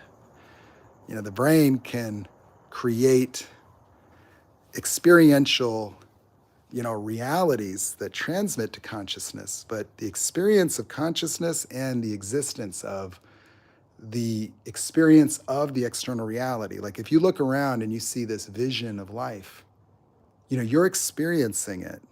You're certainly experiencing your existence, but the experience as something that you could say is a real phenomenon is also a phenomenon that cannot be described in a three-dimensional reality. And the consciousness as something that, exists, that we experience is not something that is generated neurologically. It's informed neurologically. As far as I'm concerned, the brain is the interface between consciousness and a physical reality. That the machine of the human being captures all the experiential information and processes it. And then you have all these neurological patterns, but you see, it's not a lawnmower engine or perpetual motion machine that is just physiology that's just running. See, if you looked at the physiology of a neuron, you could explain it. You could explain how it gets stimulated and stimulates something else. But these, even in the billions, you cannot really explain how they collude, how they generate intentions or anything of that nature. Because on a physiological level, on a cellular level, how does the organelles of a cell make decisions or choices? Where does consciousness enter the chat? Because consciousness directs neurons, but how do neurons direct themselves? You see, consciousness, in my view, is going to be seen as something like light or sound, where we didn't know what light was at one point. We didn't understand the electromagnetic spectrum. We didn't understand the physics of sound. We don't understand the physics of consciousness. And I would just say that while we have an eye to capture light, we have an ear to capture sound. Light and sound exist independent of the eye and the ear. And I think consciousness exists independent of the neuron, that the neuron has some mechanism through which it engages with something that would be like light or sound that exists independent. And when you experience consciousness that way, it's like you kind of disappear and you kind of feel just this universal awareness where you're just observing reality and there is no you anymore. There's just the experience. And you just realize you are the experience, and that any notions of self were, an illusion within the experience, a contamination, a virus. The ego is essentially like artificial intelligence. It's like a beingness that occupies and hijacks the brain. And so these repetitive patterns just keep reaffirming themselves. And people just keep living in these patternized existences that have no consciousness. I mean, barely. So your consciousness gets so dramatically reduced into a fight or flight that all your decisions are nearly predetermined. Because you premeditate emotional reactions to future events where you think saying no creates a conflict and saying yes gets you used. And you always go in path of least resistance. And so your relationship looks just like theirs. So I could make it relate. If I make a video about narcissists and borderlines or narcissists, it'll be your life. Where's the consciousness? Where's the free choice? Where's the will? There isn't. It doesn't exist because your consciousness gets sequestered, crushed into the tunnel of fight or flight, where you have false interpretations of potential outcomes and the elimination and eradication of the infinite expanse of potential futures, of different choices, of completely different outcomes.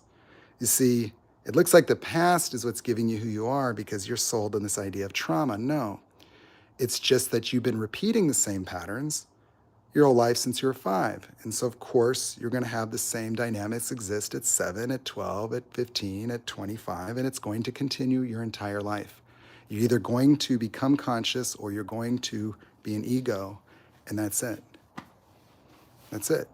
You're either going to remain partially conscious and nearly automated socially, chasing your tail, or you're going to wake up. And, that is the whole ball of wax when it comes to the evolution of human beings. That it's really just a matter of the restoration of normal. That if human beings do not discover the true nature of human consciousness, there's no chance. It's going to just destroy itself. But that's all it takes, is that it is going to be a mandate, it's just a requirement. That there is no future where, we continue to proliferate these types of ideologies, this type of danger, this types of ignorance, because it's not like it was 100 years ago. It's a different world, we keep advancing technology, to realize that the world is half an hour away from annihilation at any moment.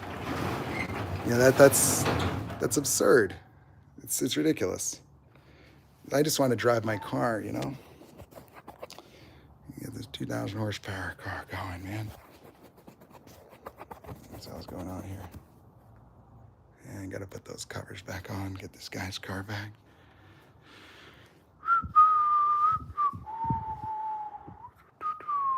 Yeah, see, oiling systems, cooling systems.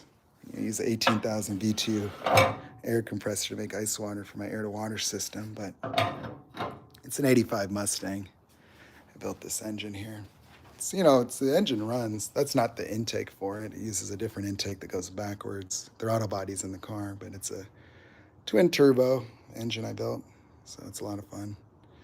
I just want to drive it, This is a customer's car. It's an LS1 I built. I took the engine out, we fixed it up. It's pretty nasty, actually. Let's see if it starts up.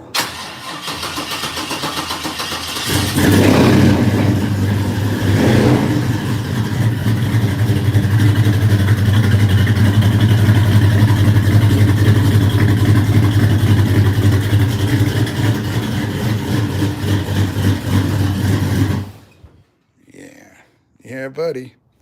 So, getting my life destroyed wasn't all that bad, People trying to steal my superchargers and tell me I'm an idiot my whole life. I'm just done being told stupid things by stupid people. That's the weird part about it.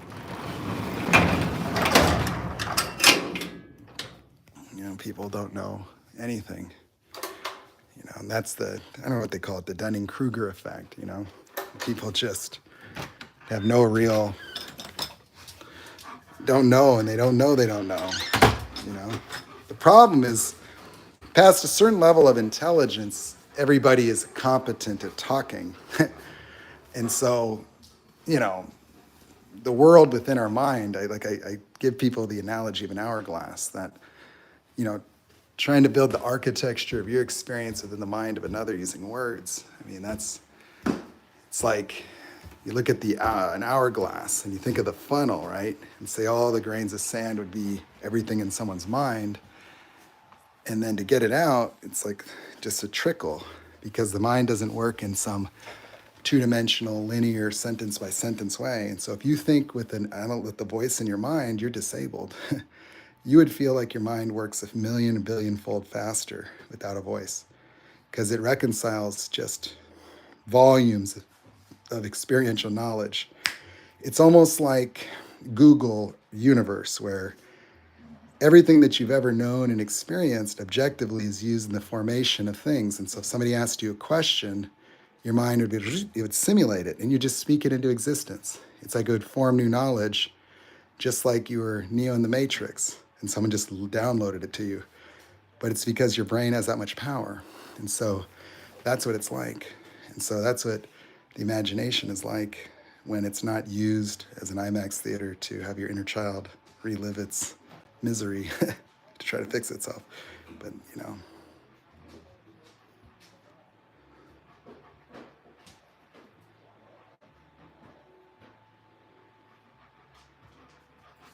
Am I a doctor? No.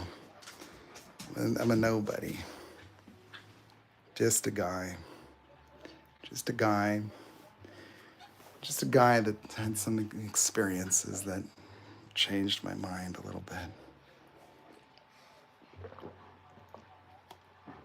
But anyway, I hope you guys found this informative. I'm going to be making a couple TikTok videos.